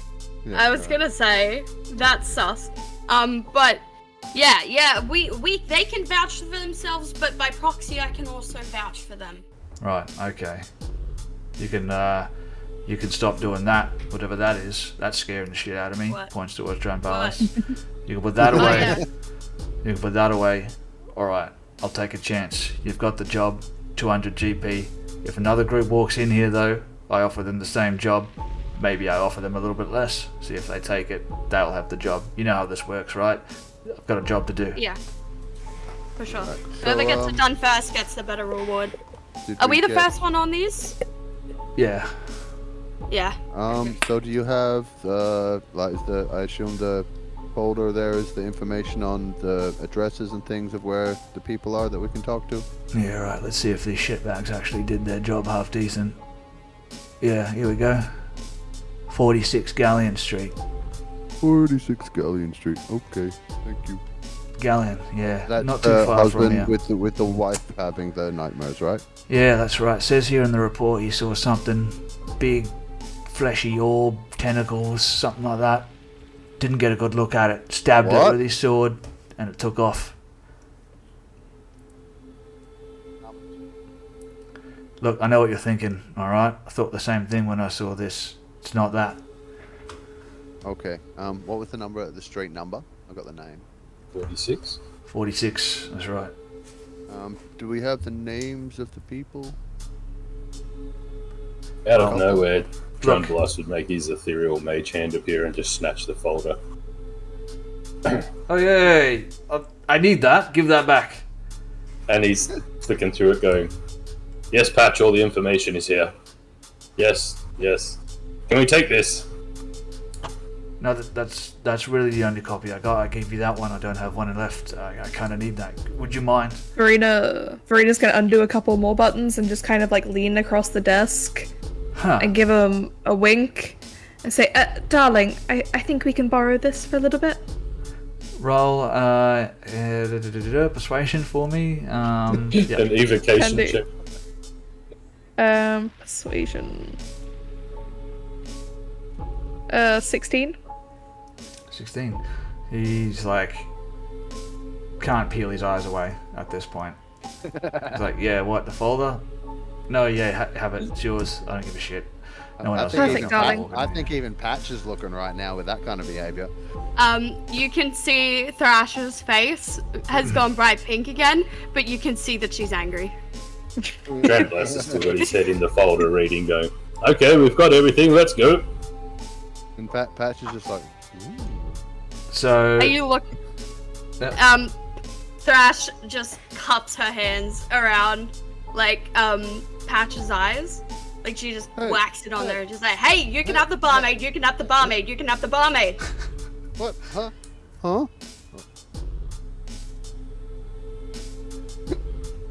Thank you for your service, darling. We'll be back. Oh, I don't doubt it. And John Ballas, going through the folder as you leave, you pretty much all the information that he just gave you is everything that you're going to get out of it. You can see that the record taking or the note taking by whoever it is that took the notes is very substandard. There's not very many details in there at all. You're lucky it has an address, but it's lacking any details in the description. It's lacking the names of the witnesses. It's lacking a description of what happened. It doesn't have anything in it. So, yeah. All right. So, heading towards Galleon Street. Yeah, where's that? Mm-hmm. All right. I'll keep an eye on time. I want to make sure that we're not going to be late for the date with Luigi.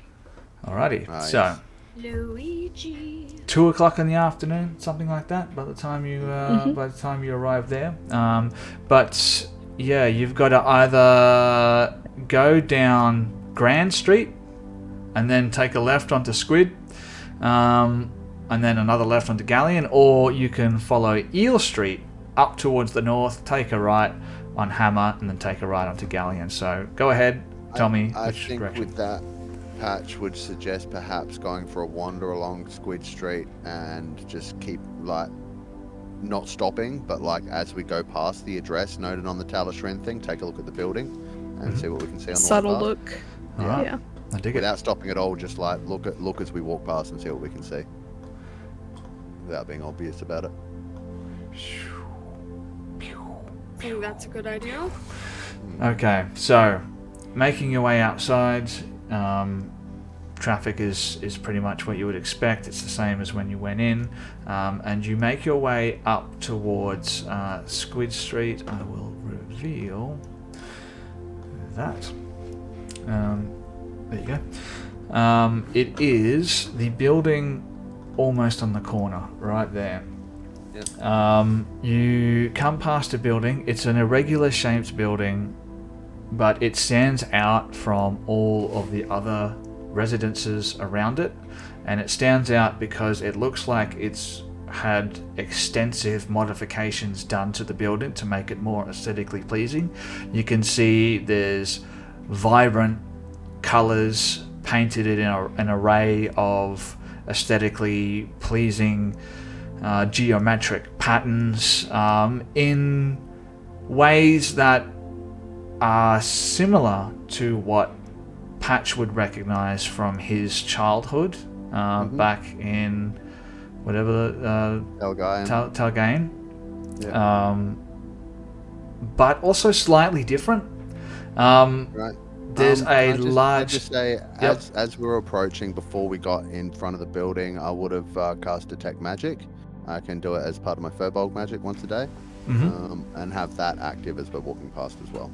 Okay, so as you're going past the building, you see there's someone standing out the front of the building, and every now and then, as you're approaching, you'll see them they walk up towards like pedestrians that are coming past, and it looks like he's trying to hand something to them, but people are just like ignoring him and walking past. Think of it like, those fucking annoying people at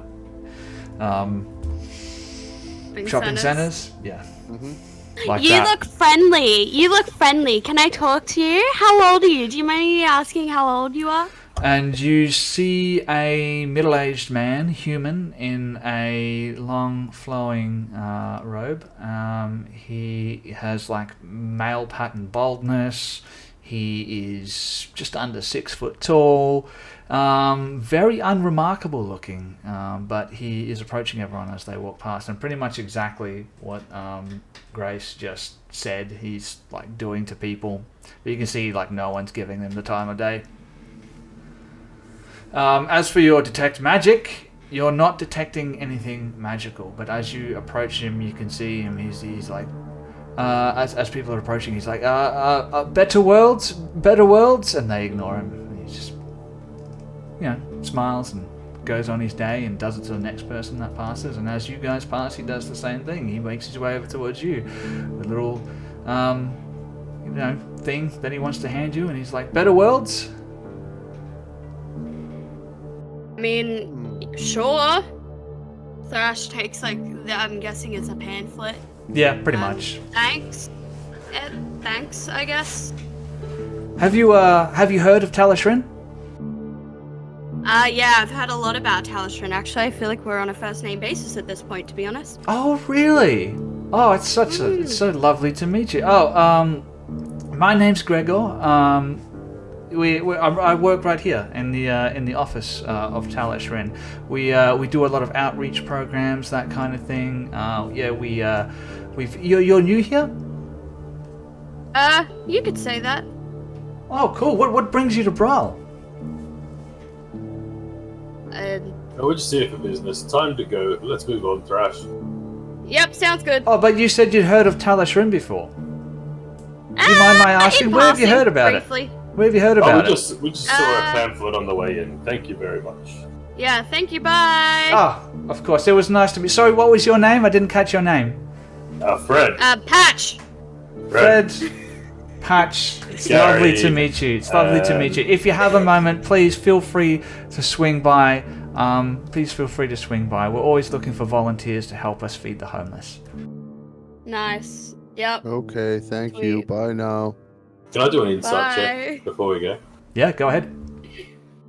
To see what he's all about. I think he would, by the sound of it, would genuinely convince within himself anyway, but just for the hell of it.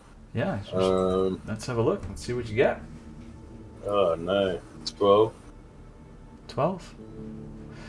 Yeah, he seems like he genuinely wants to have a genuine 17. chat with you guys. Patch with a 17. Yeah. What'd you get? With a 17, Patch, you get a little bit more insight into this, and thematically, this makes a lot of sense. He is behaving in a way that is exactly what you would expect someone from Tal Ashrin, someone who is a representative of Tal Ashrin, to sort of behave friendly,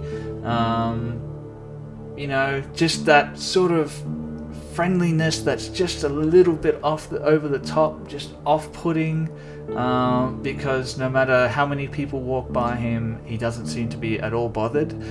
You can tell with a 17 that whose cat is sneezing? Whose cat was that? Was that a cat sneezing? No, it was Froth. I think it was my chair. Alright, it sounds like your chair sounds like a sneezing cat. I dig it. I'm going on mute. Yeah, so he believes 100% in what he's saying, and you've seen this before from where you were from. They believe 100% in what they're doing, and that what they're doing. So did I, until we encountered Kukulane. Is the right thing. But, Patch, his eyes linger on you guys just a little bit too long as you walk down the street. Alright, so here's the thing, right? As we walk away, I have on my back my cloak, but also my shield. Now, I haven't decided which way in particular they would go. I think there's a chance the shield might be under the cloak, but it might also get exposed as I'm walking away. I might try and make sure it's covered and inadvertently expose the shield. It is my original shield. It has an emblem of Talishrin on it. He may recognize it. I've made no mention of anything, walked away as quickly as I could, and tried to sort of cover it up to make sure he didn't see it as we left, but he might have. I'm going to leave that with you. Just saying. It's on my back. He would see that, might see that as we're walking away. If you want him to see it, he'll see it. If you don't want him to see it, no dramas. So you tell me. I'll roll a dice. Okay. Ozzy sees it, even if he doesn't. He didn't see it. Didn't see it. Cool. But yeah, his eyes just linger on you just a little bit longer than what they should. As they're walking away, Thrash starts flicking through the pamphlet and is like looking at the page about feeding the homeless. Yep. Basically, it just explains that they're looking for volunteers to help them with an outreach program and feeding the less well-to-do people in Bral, those people who have fallen on hard times, or those people who are refugees from other wild space systems. People who don't have anywhere else to go for all intents and purposes. That's us. Technically, that's us. Well, That's true. Sure is. at least you have a job. Yeah, For sure. Yeah, that's basically, and so you just see that same thing just over and over again. Better Worlds with that symbol of it's similar, like I said, similar to what Patch is used to seeing, but it's just slightly different. And Thrash sort of puts the pamphlet in her back, in her axling, and she's like, "Geez, I wish I had something in Neverwinter like that when I was living on the streets. I would have been sick." It's really sweet that they're doing that. Yeah, it's the kind of work that one would expect from the Order, but we didn't really have need for it in Talgame because everyone looked out for each other, you know? No one was homeless or went without food because it's not the exactly city was basically nice. run by the Order, the Gentalashar. So, well, not run by, but based around. We should be careful with them and how much we say. I don't particularly want to reveal my connection to it yet, just because of what Sliverbark and Kukulane have told us. I'm not sure how safe that would be. That guy seemed like he was just a day-to-day follower. He's probably okay, but I don't know about his, upper hierarchy. And then, I want to check that out better later, but I think we should be careful with that one. I agree. Best to keep it out. Mm-hmm. Better safe than sorry. Moving on, you arrive at 46 Galleon Street. You see a slender 3-story residence. It is unextraordinary, quaint, 3-story, brick affair, sparsely furnished. But you don't know it's sparsely furnished because you haven't got inside yet. But I'm assuming someone knocks on the door. You knock on the door, there's a moment, and then eventually the door opens up from the inside, and it opens up just a couple of inches, and you see a man's face appear at the door, and the man is like, "Yes?" Hello, we're investigating. Investigating? We're with the Department of Xeno Extermination. He said you guys have had some possible trouble recently. They've sent us to see if we can figure out what happened and see if we can solve the problem. Right. Yes, sir. I have the folder here. You had trouble with your wife. She had nightmares. Drambalis, are you okay? Yeah, He's reading. Yes. Oh. I thought you were good at that. He just seems very stupid. Yeah, alright, yeah, no, okay. Yeah, just give me a second. And he closes the door again. You hear the rattling of chains as a lock unlatches, and he opens the door. He's like, sticks his head out, and he looks left and right, and he's like, yeah, okay. Come on in. Thank you, sir. Thank you. Yes. Patch will kind of try, and because he's very large and aware of the fact that his size is sometimes imposing, and this is a potentially sensitive situation, he'll try and make himself seem smaller. Just like hunch a little bit. And you enter the building. Too much space. Light filters in through some small windows at the front of the building, but this particular residence is wedged in between two other buildings, so there's only so much natural light coming in. The rest is granted by some candles which are burning over a mantelpiece. And he's like, yeah, okay. My name is Talon. You see a man in his mid-30s. His hair's tied back. He's wearing leather overalls, a brown long-sleeved shirt, and his eyes betray his uncertainty. He holds out a hand. Talon, nice to meet you. Thanks for coming. For a while there, I didn't think they were going to send anyone. Well, we're here now, and I'll shake his hand. Yeah. All right. Did they? Okay, so where was the creature? Well, just a second. Jilso, dear, would you mind coming in? And a moment later, a thin red-haired woman with an exaggerated bone structure, deep circle under her eyes, makes it look as if she hasn't slept for days. These people are from the Office of the Xeno Extermination. They're here to investigate, I suppose. The thing. And she's like, yes, I'm sorry, I can't remember much about what happened. I woke up after it had already left, and the man is like, yeah. So basically, I worked the night shift down at the docks, and I came home to find I don't know what it was. It was like some kind of large, fleshy thing, tentacles coming out of it. It was hovering there, like right above the bed. perchance have and you know, I'm just spitballing here, eyes on the end of the tentacles? We already had determined that it wasn't that. Okay. No, so it was nighttime. I didn't get a very good look at it. All I had was the light that was the moonlight that was filtering in through the balcony doors. But do you mind if I take a look around while you guys talk to see if I can find any traces of what happened? Yeah, sure. It happened upstairs, second story. You'll find the bedroom. I mean, you can't miss it. Just go up the stairs. It's on your left. Okay, I'll be back. Just please don't make a mess. Of course, I won't touch anything, sir.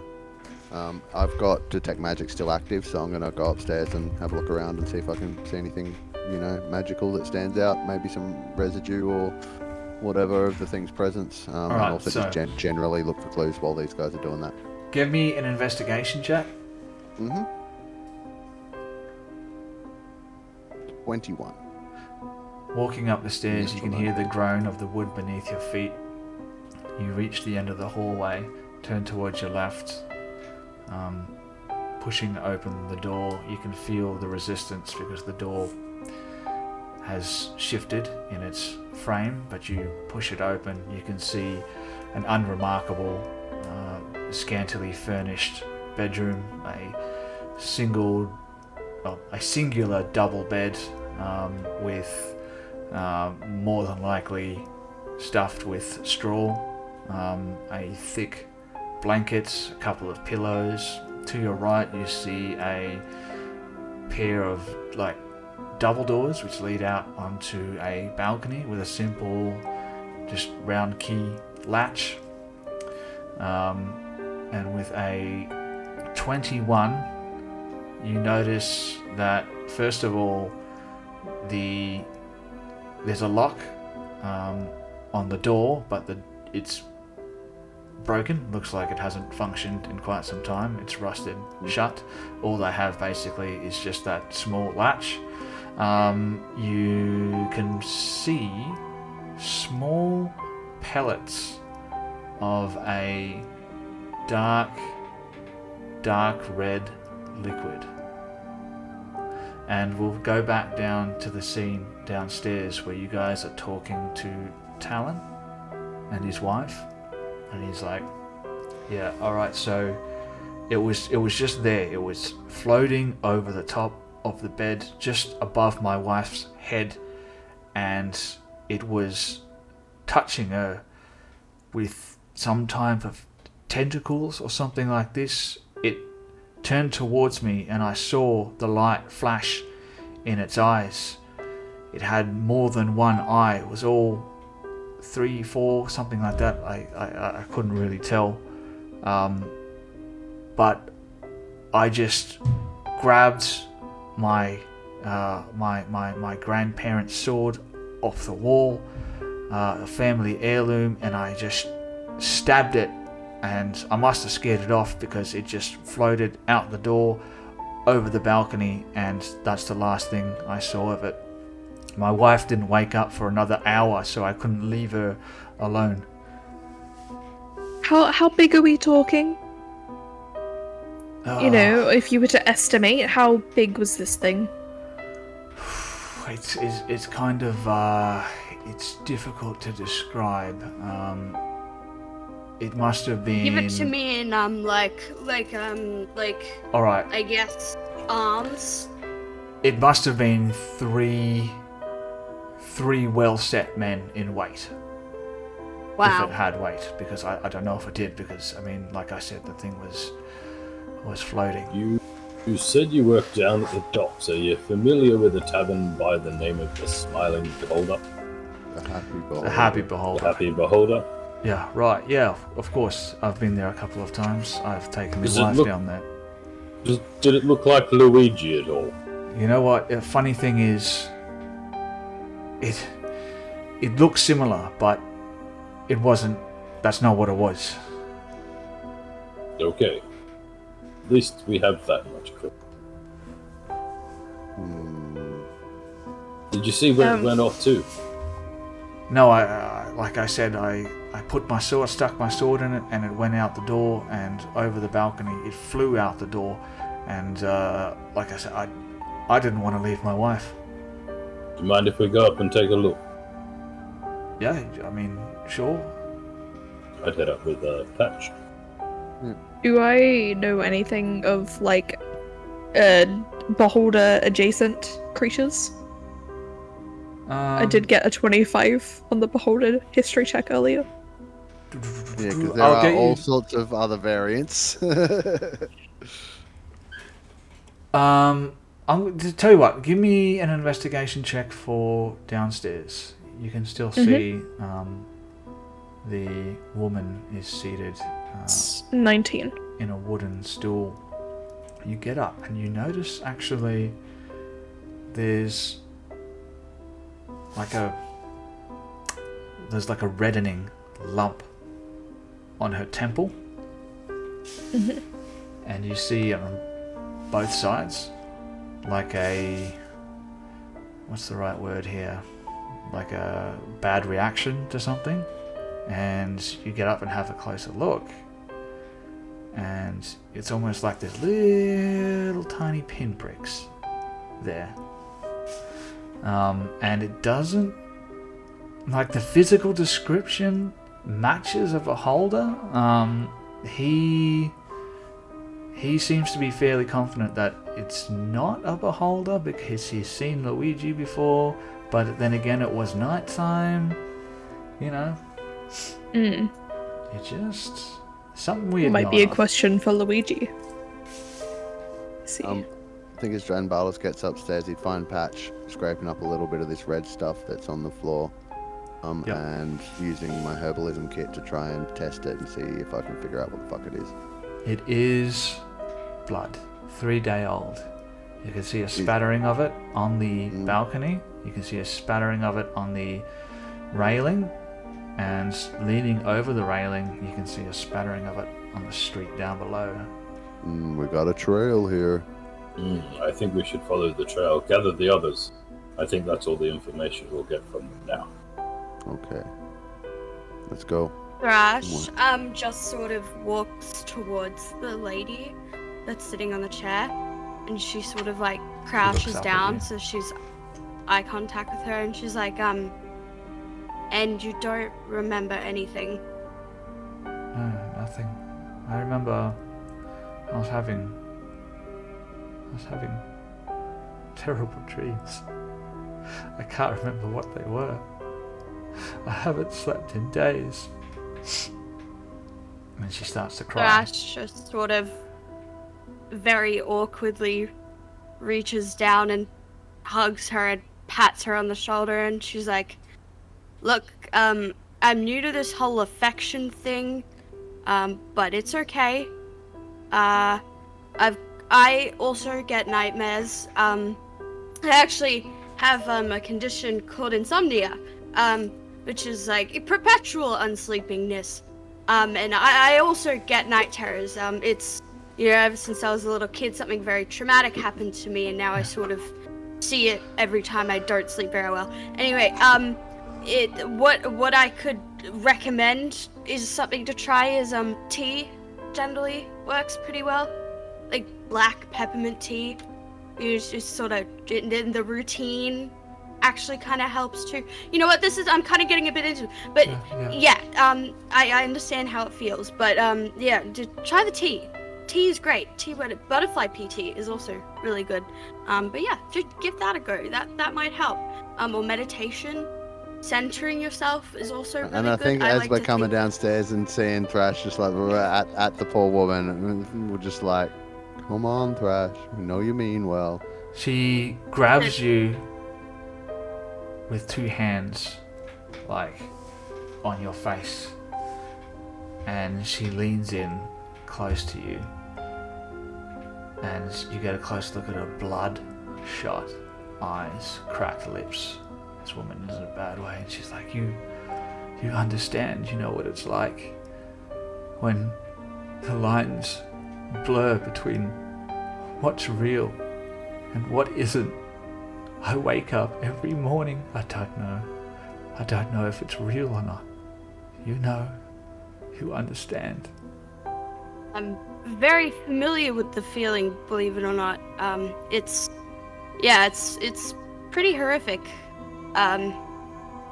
It'll get better, I promise. And the man walks over and sort of peels her hands off of your face, and he's like, please, you can see what it's done to her. I can't imagine what it's done to other people as well around the city. The city guard aren't doing anything about it. It's okay. So we found a trail. It's good that you stabbed it. We found a blood trail leading out of here. We have an idea of where to go now. We're gonna find it, and we'll put a stop. And we're gonna kill it. Mm-hmm. We're gonna find him. We're gonna kill it. If you find my my family's sword, you can keep it if you want. We don't have much, but you can have it. No. A warrior's weapon is their most valuable possession. If that's your family's sword, I can promise you I'm gonna kill this thing, and then we're gonna bring that sword back to you. A warrior's nothing without their weapon. I'm no warrior. I've never swung that sword before in my life. Maybe if I was, I'd be able to protect my wife. And yet you did. Well, Thrash, I would happily accept that gift, sir. I'll make sure we put it to good use and slay this creature for you. It'll be better in your hands than it will be up on the wall collecting dust. Please, if you do find it, then if you could just put it to good use and just help some people, some of the people like us, people who don't have much. Absolutely. So it's missing. You stabbed it and it's stuck in the thing, or it's around the house somewhere.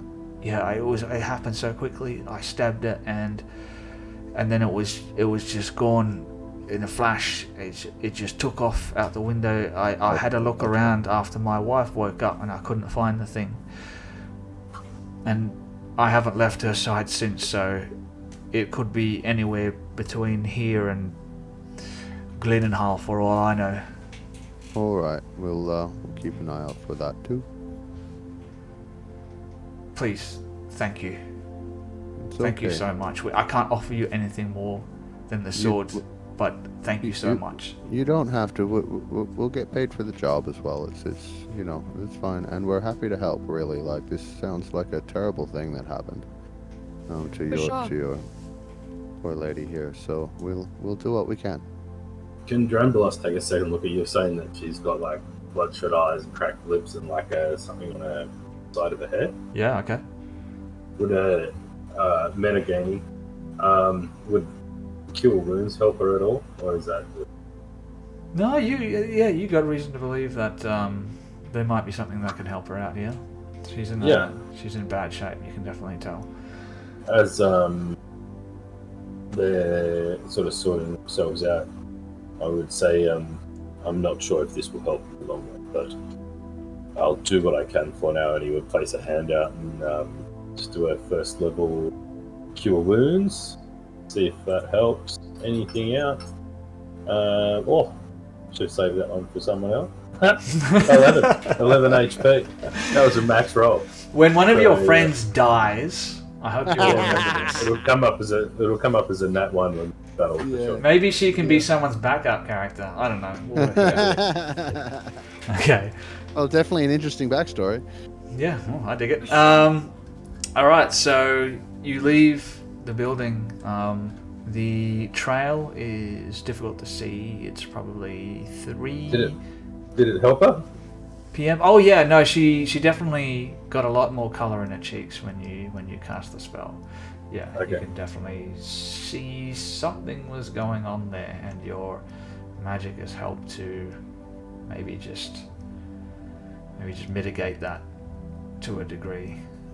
So they thank you, and the man approaches you, John Vallis, and he's like, thank you, good sir. What god should we be praying to for this Whichever one means the most to you, but we must be going. The trail is getting cold. We must find. Indeed. All right. Yeah, of course. We'll go down to the temple district later. Maybe if my wife is feeling better tomorrow, and we'll say our prayers and thank you. Which god do you currently pray to?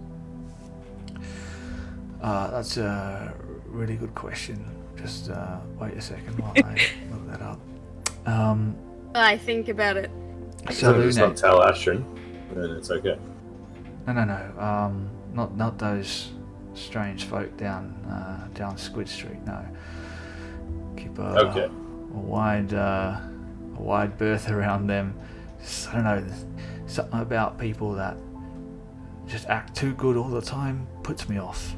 No, Salune. There's a temple of Salune over in the temple district, and we usually pay our tithes there. Well, ask them for blessings, and I wish you luck. Thank you. We shall return with news as soon as we can. All right. Thank you. Straight outside, I'd like to investigate this blood trap. For sure. Well, straight up, and keep an eye out for that sword. You've got the trail. And it's not difficult to follow. It goes up the street, not far. Inspector Dranbalas at your service. 10-20 feet before it turns off the main street and down into an alleyway. You follow it into the alleyway, and it goes in between narrow alleys. It goes up over a wall, so you take some time following this trail. It goes for at least an hour, so it's probably 4 p.m. or something like that by the time you find it ends at what appears to be a large iron sewer grate in a back alley.